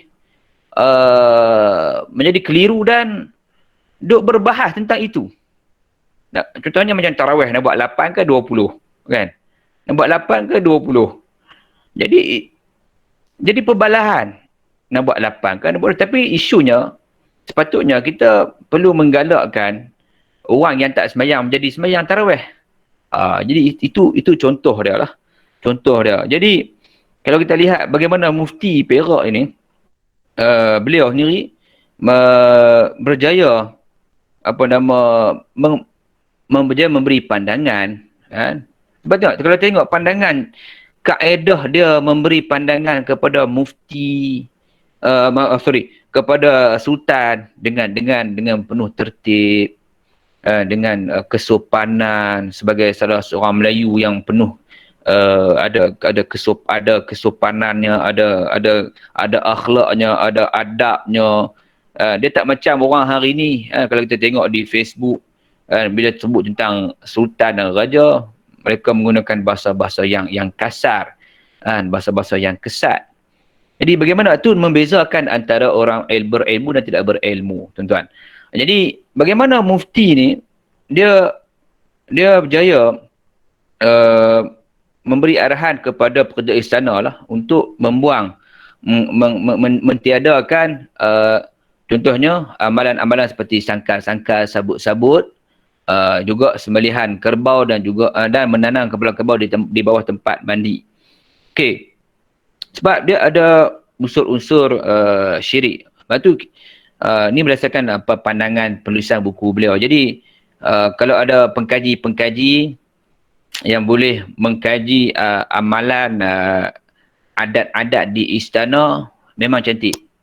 Memang cantik, memang cantik, supaya kita dapat rekodkan dan dengan terperinci bersama dengan contohnya amalan, kita bagi contoh Contohnya amalan, kita katakan tadi amalan sangkar tadi kan. Sembelih kerbau kita katakan. Mungkin pendahuluan dia, apakah tujuan dia, dan apakah tata cara kaedah nak buat. Jadi dia akan keluarkan pandangan-pandangan daripada hadis, daripada Al-Quran, daripada pandangan ulama, berdasarkan kepada tujuan-tujuan yang dilaksanakan tadi. Jadi insya-Allah lah kepada para pengkaji boleh membuat kajian lanjut tentang hal ini. Kemudian di Perak juga kan, ada satu isu beting beras basah. Dia juga sebut dalam buku ini. Sepatutnya Cik Syam dia mengulas tentang buku ini sebab dia seorang orang Perak, kalau saya ni orang Perlis. Okey. Jadi dalam dia ada menjadi satu simbol Raja Perak yang mula-mula datang ke negeri itu mencemar duli di beting tersebutlah. Iaitu tentang air 7 sungai. Perkara itu menunjukkan 7 kuasa daerah di negeri Perak. Okey. Okey, pada masa dahulu sungai-sungai merupakan sempadan negeri. Saya tidak mengarahkan amalan beting beras basah itu dibatalkan. Okey. Kerana ia tidak ada unsur-unsur pada ketika itulah unsur-unsur syirik. Jadi dia rasa isu di beting beras basah itu bukan satu isu yang lebih mendalam, lebih daripada isu-isu sangkar, isu sembelih kerbau, yang mana dia lebih kritikal pada pandangan beliau. Jadi selain itu amalan tabal jin tuan-tuan pada sebelah malam. Pada sebelah siang menambal sultan, malam menambal jin. Ya. Jadi amalan ini juga berjaya dibuang, berjaya dibuang daripada amalan tersebut. Ini dikatakan ni mufti sebagai penasihat sultan. Nampak di sudut itu. Kita nampak kesan dia, kita nampak efektifnya jawatan tersebut bila mana Datuk Harusani ini berada di tempat itu kerana dengan orang ada ilmu tapi keberanian tak ada, orang payah juga. Tapi bila mana ada ilmu dengan keberanian ini, dia boleh buat. Cumanya tapi nak menunjukkan bahawa tata cara, kaedah, akhlak dia jumpa dengan sultan, bagaimana berbincang, itu harus dipuji tuan-tuan. Harus dipuji. Bagaimana hubungan orang Melayu kita nampak akrabnya antara golongan agamawan dan juga golongan bangsawan ataupun golongan istana ini. Akrab dia maksudnya saling lengkap melengkapi. Itu uniknya tradisi kita di Malaysia ni. Sebab tu di Malaysia kita ada 9 orang sultan dan raja dan 9 orang mufti. Dan juga setiap negeri dia ada mufti masing-masing. Kalau di Malaysia ada 14 orang mufti, 14 negeri 14 orang mufti. Okey. Cumanya memanglah amalan agama ni bergantung kepada setiap negeri lah, ada setiap negeri. Kemudian amalan tabal jin ni macam mana kita secara ringkasnya adalah berkaitan dengan selepas menabalkan sultan daripada sebelah siang dan malamnya menambal jin.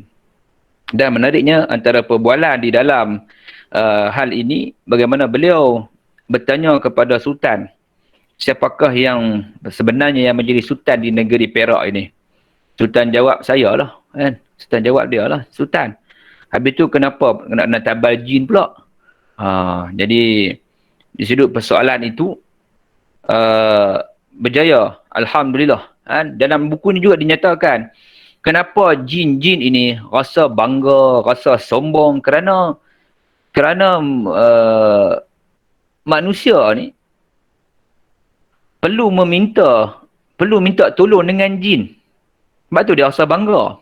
Sebab apa? Dalam Quran ni lah, inna surah watin ahsani taqwim, sebab baik penciptaan adalah manusia. Tiba-tiba macam kita lah, ada orang yang macam kita, ada orang contohnya YB lah, datang jumpa, mesej call kita, boleh tak minta tolong? kita akan rasa bangga lah, sebab orang tu berjabatan lebih besar minta tolong dengan kita kan.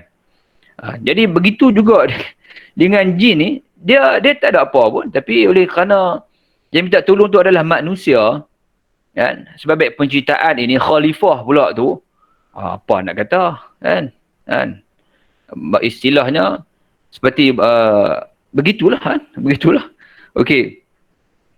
Sebab tu jin ni dia pelik, dia minta sembelih kambing lah, sembelih lembu lah, ayam lah, buat pulut kuning, pergi letak dengan kain kuning dan sebagainya di satu beberapa tempat. Ni taklah nyatakan sini. Ustaz, saya cerita berdasarkan pengalaman, ada diceritakan pada satu ketika dahulu lah, ada amalan-amalan ni, dia pergi pulut kuning letak di satu kawasan pada bulan Safar, tak silap saya. Ada juga dalam tradisi masyarakat kita ada satu amalan dari bulan Safar, mandi Safar, tak silap saya. Okey. Jadi kemudian ada amalan lagi, amalan perasat dan ular mas. Okey. Amalan ini menurut beliau belum sempat lagi. Kan? Belum sempat lagi. Perasat keris, perasat keris dan juga ular mas. Mungkin pada tahun 2018 dia belum lagi, tapi mungkin pada tahun 2019, 2020 dia dah berjaya buat. Kita wallahualam tak pasti. Sekarang ni kita kena kaji dulu. Adakah amalan perasat keris dan juga emas ini masih ada lagi? Mencabar jin. Hak ni ada satu ni lah, dia mencabar jin. Okey. Dia berjalan di istana, dalam istana tu dia tanya kepada petugas di istana ni, dia kata kat mana ada tempat yang ada jin, duduk kat mana. Jadi petugas istana ni pun tunjuklah sebuah kerusi yang selalu menjadi tempat duduk jin. Nampak. Jadi dia pun duduk. Mufti ni punya berani, dia duduk atas kerusi tu. Kan? Dia duduk. Okey. Apa berlaku lepas tu? Paha dia bengkak. Kan? Paha dia bengkak sebelah. Kan? Paha dia bengkak sebelah dan dia saya ringkaskan cerita ni lah. Paha dia bengkak sebelah dan dia pergi berubat kat siapa? Dia pergi berubat dengan seorang tukang gunting rambut. Kan? Tengok bagaimana dalam bab nak berubat ini pun perlu melihat kepada kepakaran, tuan-tuan. Kan? Mufti tak boleh nak berubat sendiri ke pasal jin-jin ni? Mungkin kita boleh kata macam tu. Tapi oleh kerana kepakaran untuk berubat, nak membuang jin ini ada kepada tukang gunting rambut. Mufti ni boleh turun, berjumpa dengan tukang gunting rambut, berubat di situ. Pada hari ni sama juga, tuan-tuan. Pada zaman COVID-19 ni, virus yang yang heboh ni, kita perlu berbalik kepada kepakaran. Kepakaran, siapa yang pakai vaksin, siapa yang pakai perubatan moden. Kita balik kepada kepakaran. Ini contoh yang boleh kita ambil. Kita relate dengan kehidupan kita pada hari ini. Rujuk kepada kepakaran orang yang pakar. Kalau pakar vaksin, kita tanya pada pakar vaksin lah. Kan? Kalau perubatan, kalau sakit jantung, tanya pada orang pakar sakit jantung. Kalau pakar, kita nak jumpa dengan pakar telinga, ENT contoh dia, jumpa dengan pakar ENT. Kan? Macam tu. Contohnya macam ustaz agamawan juga, bukan semua ustaz ni sama. Ada ustaz ni pakar dalam bidang ekonomi, pakar dalam bidang muamalah, ada pakar dalam bidang usul fiqh, ada pakar, dia pelbagai. Kan? Pelbagai. Janganlah dengan seorang ustaz tu kita tanya kepada semua soalan kepada seorang ustaz tu. Macam saya sendirilah. Orang tanya saya jawab saya tak tahu lah. Kalau bukan bidang saya ni. Okey. Jadi dia berubat. Tukang gunting rambut tu tiup di telinga dia dan alhamdulillah lega. Bengkak di paha dia tadi ni. Nampak tak? Mufti pun jin ganggu. Sebab tu kita ni yang bukan mufti ni eloklah kita beramal pagi dan petang dengan membaca maksurat. InsyaAllah lah kita beramal pagi dan petang. Baca maksurat ini dapat menghindarkan daripada gangguan-gangguan jin, orang-orang dengki, dan orang yang hasad dengan kita dan sebagainya. Okey. Kemudian isu pasal mufti kerajaan dan mufti Perak, asalnya jawatan itu adalah mufti kerajaan, tetapi dia memberitahu kepada sultan supaya tukar daripada mufti kerajaan menjadi mufti negeri Perak, mufti negeri Perak. Okey. Yang menariknya lagi tuan-tuan, yang menariknya lagi, ia berkaitan dengan isu-isu yang kontroversi yang pernah berlaku di Malaysia ni, okey. Yang pernah berlaku di Malaysia ni, kalau tuan-tuan pernah membaca dululah, pernah ikuti dalam banyak-banyak mufti di Malaysia ni, seringkali mufti Perak lah yang sering keluar di dada akhbar tentang isu-isu yang panas, tentang isu-isu yang dia mempelopori lah isu-isu tadi ni, dia menjuarai isu-isu tersebut. Kenapa? Kerana keberanian dia. Bukan nak kata mufti lain tak berani, kita mungkin oleh kerana media ni, wartawan tak pergi tanya mufti lain. Kita tak boleh nak kata mufti lain tu tak menjawab isu. Dia bergantung kepada media masa, wartawan. Nak tanya kepada siapa. Jadi bila mana wartawan utusan contohnya, dia pergi jumpa dengan mufti negeri Perak, mufti negeri Perak, dan dia famous di akhbar tersebut, kan. Mungkin itu isu dia tak dulu ni, dia tak macam sekarang ni dia ada jabat mufti. Sekarang ni dia ada Facebook, dia ada Twitter. Contohnya macam mantan mufti wilayah dululah, dengan mantan mufti wilayah dulu, yang mana sentiasa menjuarai isu. Maksudnya ada isu, dia ada jawapan. Okey, dia ada jawapan. Walaupun sekarang ini Datuk Dr. Zulkifli menjadi menteri sekalipun, bagi tengok orang dia mengetahui tentang had. Contoh isu-isu agama, sepatutnya dia memang dia boleh jawab, sebab dia bekas mufti. Tetapi tak, dia meletakkan kepada tanggungjawab ini kepada pihak mufti, supaya dia tidak, orang kata apa, melanggari bidang kuasa mufti-mufti di negeri masing-masing. Okey. Dia ada isu, kita kena tahu sempadan kita lah. Contoh kita nak tahu sempadan. Macam kita punya kerja lah, kita ada job spec kita, JD kita, apakah job spec kita, sempadan kerja kita dan sebagainya. Jadi mufti boleh juga antara mufti yang menjuarai isu, memberi jawapan, beri pandangan kepada isu-isu semasa, sehingga kan beberapa ahli politik, parti-parti politik mengajak mufti Perak ni, Datuk Seri Harusani, Tan Sri Dr. Harusani ni, menyertai parti politik, mengajak mufti-mufti yang begitu lantang beri pandangan ini supaya menyertai parti politik seperti mereka. Nampak tak? Maksudnya dalam keadaan yang sebuah negara demokrasi ini, dalam sebuah yang mana kita bebas untuk beri pandangan dan nasihat, mufti yang beri pandangan itu pun mereka boleh mengajak, boleh memandang sebegitu rupa lah, sebegitu rupa. Jadi antara isu yang panas, yang kontroversi pada zaman beliau, antara isu murtad, tuan-tuan. Isu murtad. Kan, kalau kita tengok dalam bab ni, antara bab yang terpanjang jugalah kalau kita tengok dalam buku ini, dia menceritakan tentang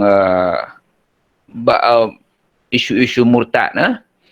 Okey, dalam contohnya dikeluarkan di dalam darah akhbar oleh utusan Malaysia, kan, tentang bagaimana beliau menyarankan supaya wujudnya enakmen kawal murtad perlunya lebih kuat, lebih tegas, dan juga isu-isu bagaimana di dalam akhbar mereka nyatakan mufti Perak dakwa 100,000 umat Islam Malaysia murtad. pada tahun 2008. Bahkan isu-isu ini juga betapa pentingnya dia menyuarakan kepada sultan supaya panggil mesyuarat raja-raja, majlis raja-raja. Okey, supaya membincangkan tentang isu murtad. Kemudian selepas bincang, maksudnya isu ni agak kritikal, agak besar. Kan? Agak besar. Tetapi dalam buku ni dikatakan lebih kurang 500 ribu okey. Kan 500 ribu orang Islam telah murtad tentang isu ni, dinyatakan dalam buku inilah. Tapi isu ni agak panas pada ketika itu. Jadi masyarakat pun agak ada yang marah, ada yang takut, ada yang gusar. Bagaimana ada yang menyokong pendapat mufti supaya pihak kerajaan mengambil langkah-langkah yang lebih drastik, langkah-langkah yang lebih tegas kepada mereka yang murtad dan menguatkan enakmen penukaran agama, enakmen kawalan agama Islam murtad ini. Jadi nak menunjukkan bahawa kemudian selepas mesyuarat majlis raja, dibawakan isu ini juga kepada mesyuarat mufti-mufti, tuan-tuan. Jadi bila mesyuarat mufti-mufti dapat keputusan, mereka bawalah untuk menguatkan enakmen masing-masing di negeri-negeri masing-masing. Okey.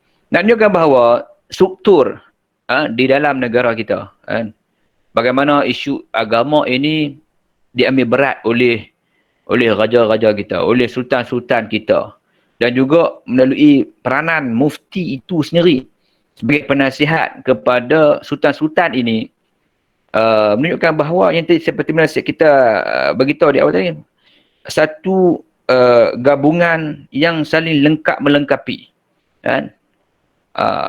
Lengkap melengkapi. Okey. Sebab itu kalau dia tengok perihal solat Jumaat, kan, solat, jadi ia bergantung kepada pandangan mesyuarat mufti negeri masing-masing. Ini tanggungjawab agama di negeri masing-masing, oleh mufti masing-masing. Kita tak boleh mengambil hukum di negeri lain, menggunakan pakai di negeri lain. Sebab dia ada, di jabat mufti ni dia ada individu ataupun jabatan-jabatan yang untuk mengkaji, untuk mengkaji situasi dan juga masalah-masalah yang berlaku di negeri. Jadi orang yang negeri tu dah lebih memahami tentang isu-isu dalam negeri tersebut. Walaupun kita rasa pandangan negeri lain tu lebih nampak macam lebih baik, tak? Tapi sebenarnya inilah keunikan di Malaysia ni sebenarnya. Okey. Kemudian isu yang lebih panas juga, tuan-tuan, iaitu berkaitan dengan kalimah Allah, yang mana yang isu lama, isu panas, tuan-tuan, isu panas, dan akhirnya hanya boleh digunakan pakai di Borneo sajalah, di Borneo saja, dan di Malaysia di Semenanjung tak boleh isu ni. Bagaimana 2-3 hari lepas ada geng-geng Food Panda ni, dia pergi gaduh lah isu tu. Jadi tak elok juga lah kita nak sebut kat sini sebenarnya, tapi itu antara isu yang wujud berpunca daripada kepenggunaan oleh orang bukan Islam terhadap kalimah Allah Subhanahu Wa Taala ini. Okey.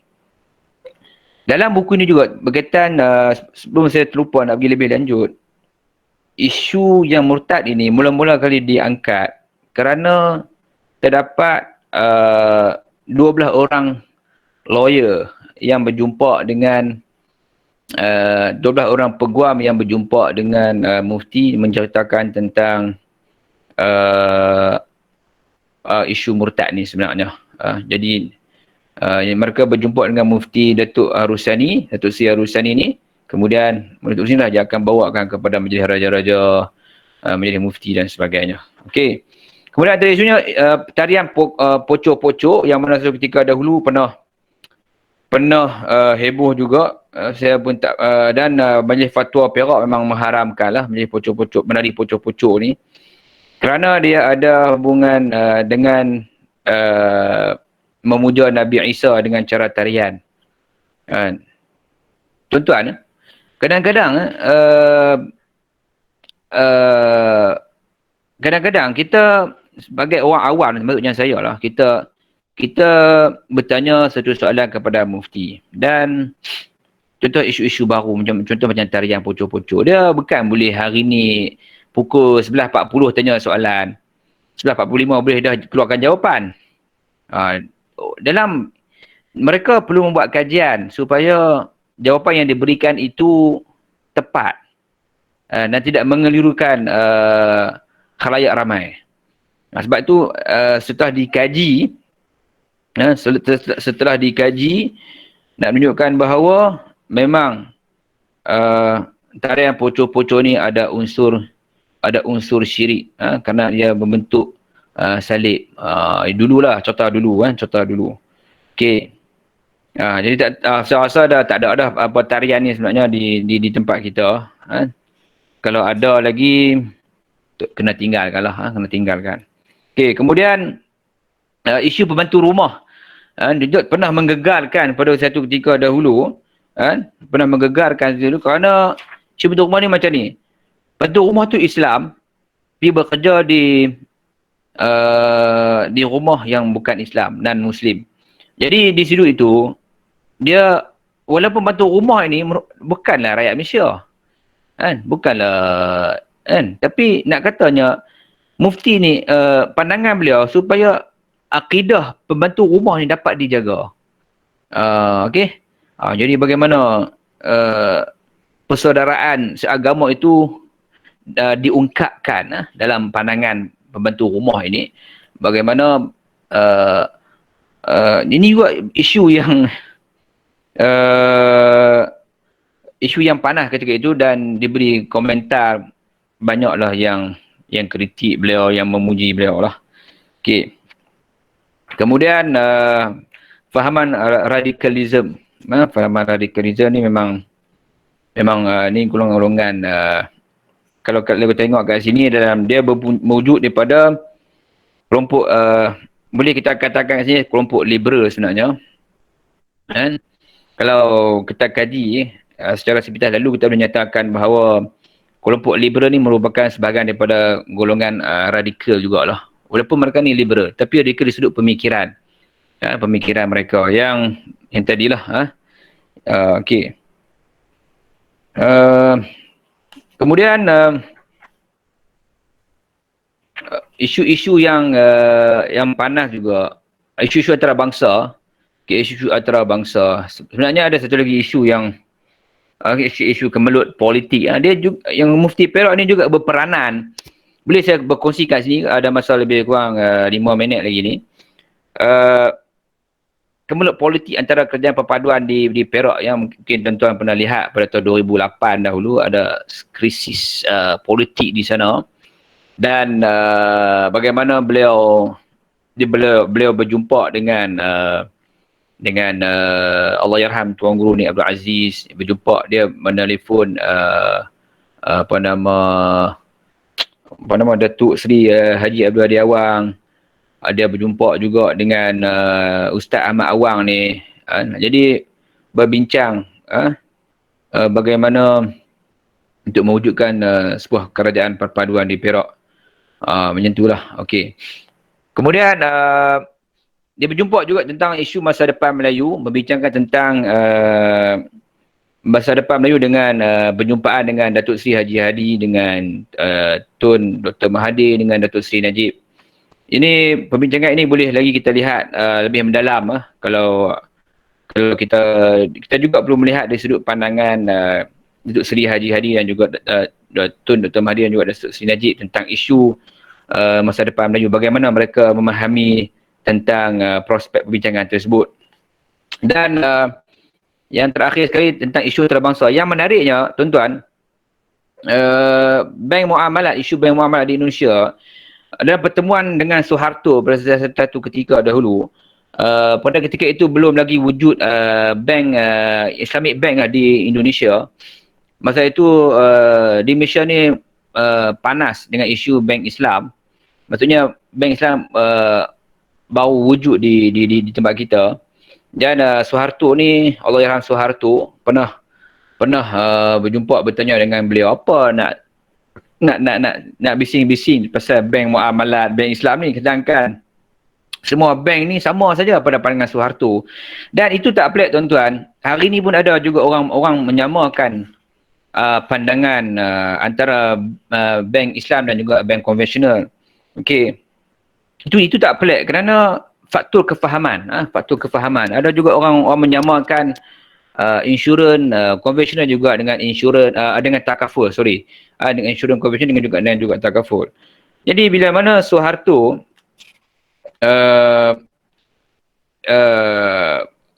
Datuk Seri Harusani ni, dia kata tak sama, Soeharto dia kata tak sama kerana dalam bank konvensional dia ada unsur riba. Okey, satu haram, ada berkaitan dengan hukum riba.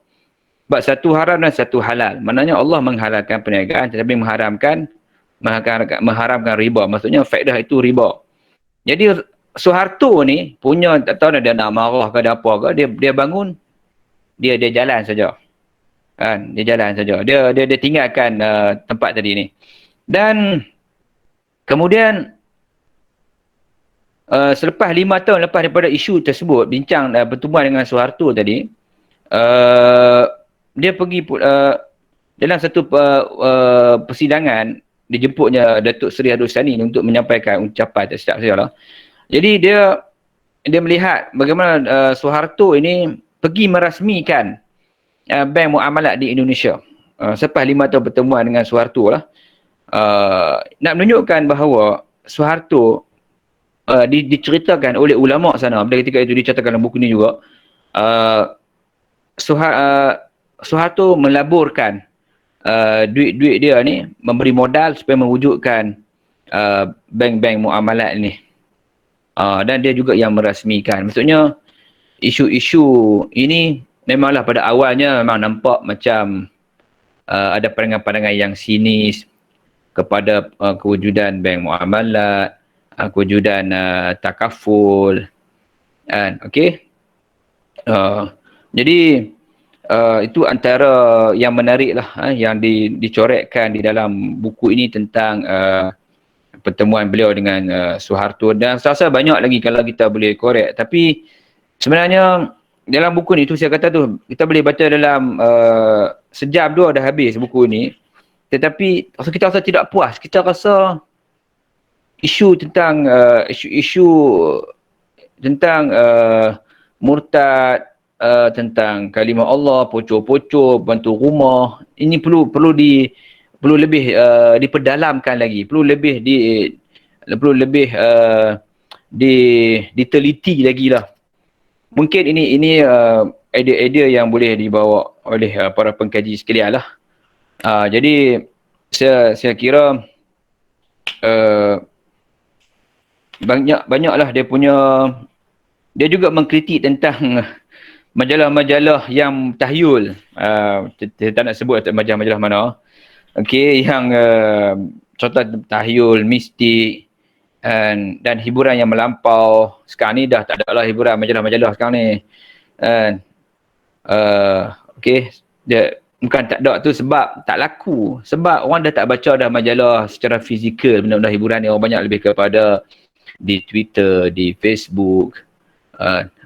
Jadi itulah medium-medium sekarang ni. Jadi saya rasa itu saja pembentangan saya pada hari ini lah.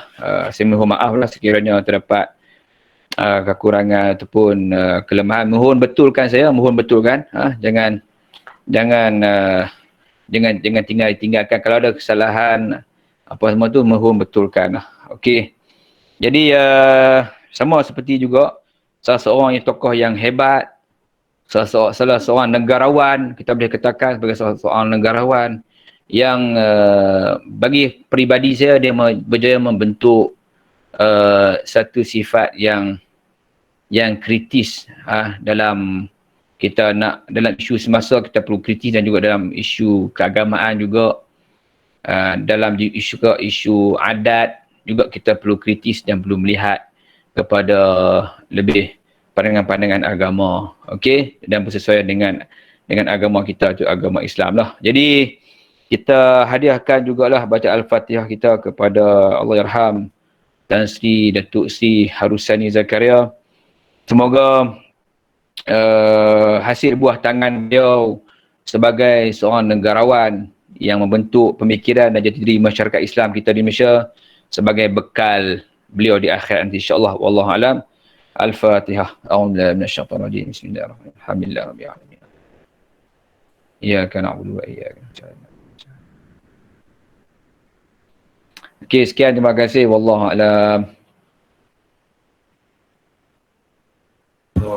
Amin. Amin. Amin ya rabbal alamin. Okey, terima kasih diucapkan kepada Fadil Ustaz Mirdad atas perkongsian tadi lah. Kita nak baca kadang-kadang sempat, kadang-kadang tak sempat lah kan, dengan PDPR, kelas anak-anak. So Ustaz Mirdad berjaya mengkongsikan secara santai konten buku daripada almarhum Tan Sri Datuk Harusani, Mufti Negeri Perak lah. Saya sendiri banyak pengalaman sebagai warga negeri Perak, dan kampung dia pun tak jauh lah dengan Gunung Semanggul tu, Padat Buntar kan. Dan salah seorang ustaz di Gunung Semanggul tu pun kawan baik, rapat dengan Mufti Perak Ustaz Harusani ni. Dan banyak isu-isu kontroversi yang berani ditonjolkan oleh Allahyarham. Cuma nak tanya ustaz lah, sebab tadi tak sempat nak buat soalan untuk Cik Muslim. Nak tanya ustaz, dalam buku ni juga saya difahamkan, saya tak sempat nak baca lagi, tapi saya baca beberapa review dalam internet, ada menyatakan bahawa dia berani untuk untuk masuk ke dalam arena politik, walaupun arena politik pada masa tu agak kontroversi kan. So dalam buku ni dia ada hurai panjang tak hasrat dia terhadap politik ni merupakan salah satu agenda penting lah dalam pemerintahan takbiran. Tapi seorang mufti ni berani untuk memberi komen terhadap kerajaan, terhadap pembangkang, dan dia ada hurai hasrat dia terhadap politik yang yang dibincangkan dalam buku ni.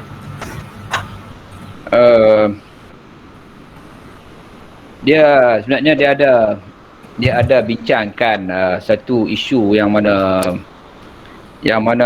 pertemuan, iaitu tentang kalau kita nampak dalam pembincangan buku ini, dia ada ceritakan secara detail juga tentang bagaimana usaha beliau ketika mana pada tahun 2008 itu, pada tahun 2008, bagaimana kewujudan kerajaan perpaduan, kerajaan perpaduan. Jadi bagaimana beliau dia daripada tengah malam, contoh dia sanggup bertolak daripada Perak tu untuk bertemu dengan Allahyarham Tuan Guru Nik Abdul Aziz Nikmat. Okey, untuk membincangkan kewujudan pergabungan dua parti politik terbesar pada ketika itu. Jadi setelah berjumpa dengan Tuan Guru Nik Aziz, dia menelefon, membuat panggilan kepada Datuk Seri Haji Adi Awang, dan akhir sekali dia bertemu dengan Ustaz Ahmad Awang tadilah. Jadi di situ wujudnya kontroversi dengan Ustaz Ahmad Awang kerana isu kerajaan perpaduan tadi. Sebenarnya itu antara isu yang besar, yang mana dia berperanan besar untuk mewujudkan sebuah kerajaan yang based on kepada Malay lah, kepada Melayu dan Islam. Tapi aslinya tak berjaya. Kita boleh baca dalam buku ni, tak berjaya pekerjaan tersebut, dan sebab itu Datuk Seri Nizar dilantik sebagai MB pada ketika itulah. Tapi ialah hayat kerajaan tu tak lama lepas tu. Adalah isu-isu dia ni. Dia contoh secara detail lah bagaimana dengan diceritakan dalam ni. Cumanya bagi saya kalau nak cerita pasal arena politik ni, mungkin kita boleh jemput Dr. Iskandar. Mungkin dia ada pandangan orang sains politik ni kenapa wujud problem-problem, masalah-masalah sebegini rupa lah. Tapi dari sudut muftinya, dia nak menyatakan bahawa harus ada satu kerajaan Melayu Islam yang kuat untuk menjaga umat Islam. Okey, baik. Saya kira maksudnya kat sini saya faham kan. Maksudnya walaupun seorang mufti, dia berhasrat untuk membetulkan balik arena politik yang kadang-kadang tu masyarakat memandang negatif. So dia berani untuk mengetengahkan isu-isu yang kontroversi macam ni kan. Okey, saya kalau ikutkan soalan banyak lagi lah. Mungkin tuan-tuan dan perempuan boleh dapatkan sendiri. Buku tu tak silap dekat library ada ke? Cik Muslim dekat library. Saya tak pasti tapi kita bersama lah nanti. Tapi tak apa, kalau ada di cawangan kita boleh pinjam. Okey, kalau tak ada pun nanti kita beli kan. Boleh, insyaAllah. Dua perkongsian yang hebat. Saya tak mahu hurai panjang lah sebab tidak ada ilmu berkenaan kedua-dua bidang ni. Tapi dua-duanya sama-sama lah kita doakan supaya perjalanan proses untuk dapatkan PhD berjalan dengan lancar. Semoga bakal Dr. Muslim dan Dr. Muhammad Mirdad akan berjaya lah, insyaAllah. Amin. Amin. Perkongsian yang menarik tadi berjaya disampaikan secara santai, bual bicara yang ringkas, yang padat lah. Cuma mungkin lepas ni kita akan bagi ruang yang lebih panjang, lebih banyak kepada Cik Muslim untuk berkongsikan tentang Piramli. Sebab saya faham ramai yang meminati beliau, ramai yang lahir pada zaman kegemilangan filem, lagu, karya-karya seni Piramli ni tak puas kan. Dan mungkin information yang kita dapat sangat sedikit berbanding dengan Cik Muslim yang pergi sendiri jumpa dengan sumber-sumber asal, dia punya dia penulis buku dan pengkaji-pengkaji tentang Piramli ni. Mungkin kita dapat sediakan platform lain ya, Cik Muslim. InsyaAllah. Boleh. Mungkin boleh tanya banyak soalan lagi dan kita akan ada sesi-sesi lain sebab sebelum-sebelum ni Cik Muslim dah ada buat satu sesi yang menarik sama dengan penulis buku tersebut. Cuma marketing ataupun war-war kepada kampus tu agak kurang. So lepas ni kita akan tambahkan lagi strategi kongsian untuk kita berkenalan dengan ahli seni tu. Sebenarnya banyak takbiran juga dan juga pihak pengajar mengucapkan terima kasih kepada Ustaz Mirdad yang cuba menarik minat kita. Yalah, mungkin pada hari ini menjadi satu titik untuk kita mula membaca buku, mula membuat pinjaman daripada library. Cik Muslim sebut tadi nombor telefon, tak ingat 09 976 2343. Betul. Boleh WhatsApp, boleh telefon. Sorry. Tu telefon office, WhatsApp. Office business. WhatsApp business. Sorry. Cik Syam. Ya. Kalau bagi pihak PTA bahagian perolehan, jika ada cadangan judul-judul buku menarik, boleh berhubung dengan saya lah ya, untuk kita buat cadangan pembelian nantilah untuk batch kedua. So kita pun tengah kumpulkan lagi. So kalau ada nanti PM je lah atau email je lah maklumat buku tu kepada pihak saya ya. Okey, alright. Nanti mungkin pihak library boleh war-warkan balik poster tadi dalam grup-grup WhatsApp ataupun media-media sosial UiTM Cawangan Kelantan ya. Okey, so saya harap dengan dua perkongsian pada hari ini, dua tajuk buku berkenaan dengan tokoh yang hebat ni dapat menarik minat kita untuk mula membaca buku lah,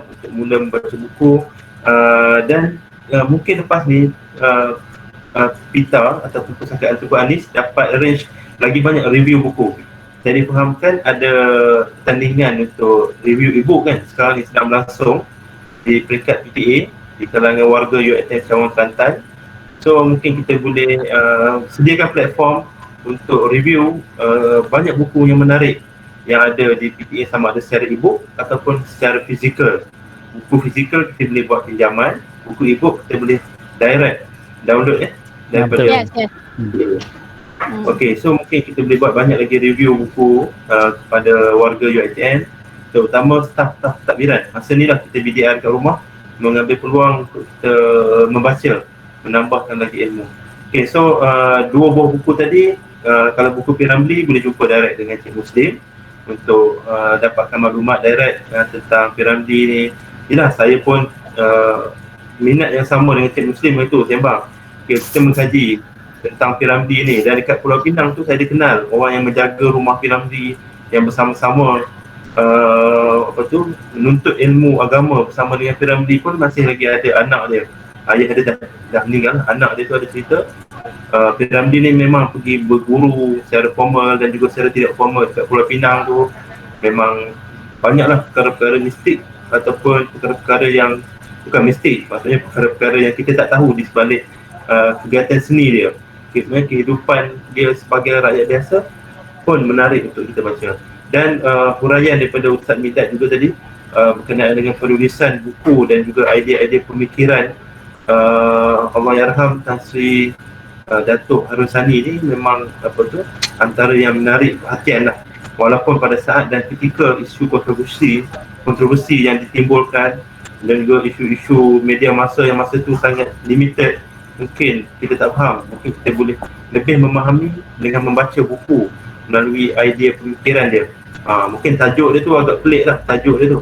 Tapi selepas kita faham isu konten yang cuba disampaikan oleh Mufti Perak tersebut, kita fahamlah apa yang cuba yang nak diselesaikan, cuba yang nak ditonjolkan.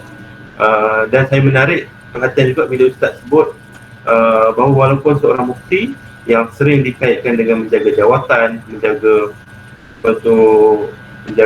gaji dan lain-lain, tapi dia berani untuk menjawab persoalan-persoalan di dalam buku tersebut. Sekarang ni tutup tubuhnya dah tak ada. Sama-sama kita mengkaji dia punya pemikiran di dalam buku tersebut. Dan sebenarnya banyak lagi buku-buku yang menarik berada di PTA, dan saya faham ramai lagi yang nak berkongsi. Seandainya ada yang berminat ataupun untuk mencadangkan buku-buku lain untuk dikongsikan dalam platform ni, boleh maklumkan kepada pihak pentadbiran ataupun pihak library untuk kita tonjolkan supaya orang semua faham bahawa dalam keadaan kita macam ni, kita kena banyak tambahkan ilmu supaya ruang-ruang kosong yang ada tu dapat kita salurkan kepada generasi yang akan datang, anak-anak, cucu-cucu dan lain-lain. Okey, bagi pihak penganjur, kami mengucapkan ribuan terima kasih sekali lagi kepada ahli panel kita pada hari ini, Cik Muslim dan juga Ustaz Mihdad. Doakan kejayaan perjalanan PhD mereka, insya-Allah, amin. Dan petang ni pukul 2 bertemu sekali lagi Cik Muslim dan juga Puan Nur Delina. Kalau tak jumpa link tu, cari dekat website PTA, ada link Google Meet, limited 100 juga, siapa cepat dia dapat, untuk sama-sama kita mempelajari macam mana nak search database kan, dengan cara mudah, dengan cara yang cepat. So kaedah-kaedah ataupun ilmu-ilmu ni yang sangat penting. Kalau kita tahu teknik ataupun trik, mudah untuk kita membuat kerja kita nanti, insya-Allah. Okey, saya rasa tak ada isu ataupun tak ada persoalan lain. Kalau ada soalan pun boleh direct dengan Ustaz Mihdad dan juga Cik Muslim sendiri. Dan terima kasih kepada semua peserta, semua staf, semua warga. Saya faham ada yang bukan daripada Cawang Kelantan, daripada Shah Alam ada, daripada kampus-kampus lain pun ada yang turut serta, insya-Allah. So kita jumpa persiaran yang akan datang minggu depan. Minggu ni dah habis, kita akan tunggu program pada pukul 2 nanti lah bersama dengan PTA.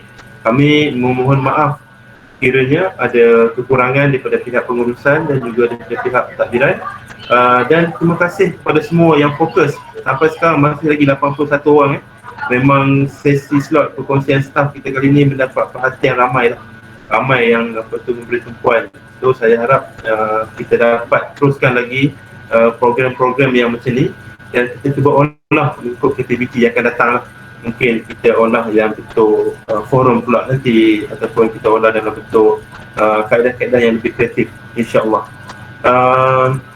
Kami akan keluarkan satu soal sedikit untuk memohon pendapat dan juga pandangan tuan-tuan dan puan-puan serta idea-idea kreatif yang lain untuk sama-sama kita raikan apa tu staff, warga UiTM Cawangan Kelantan, mungkin lepas ni student, pensyarah, untuk kita kongsikan di platform ni.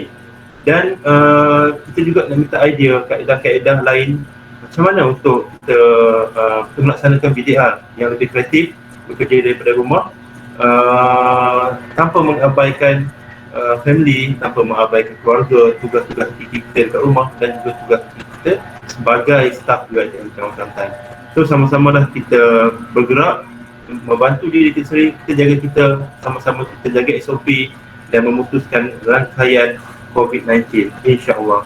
So sekian sahaja daripada kami, pihak pengurusan dan juga pihak penganjur pentadbiran dan semua warga UiTM Cawangan Kelantan. Ribuan terima kasih dan kita tangguh perkongsian kita dengan tasbih kifarah dan surah Wa'as.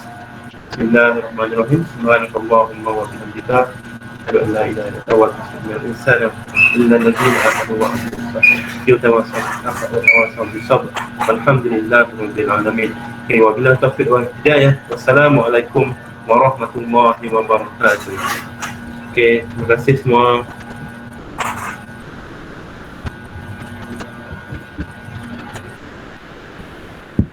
Sama-sama, terima kasih juga.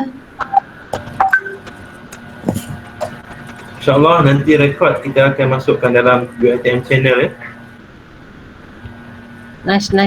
Boleh ulang balik. Hari semalam rugi. Terima kasih semua. Full. Hmm. Nak masuk balik berebut. InsyaAllah minggu depan kita tunggu daripada unit sukan pula Kena bagi tarikh tu. Mana Rufi ada kat dalam ni. Okay, alright. Masih saya live Okay, Assalamualaikum.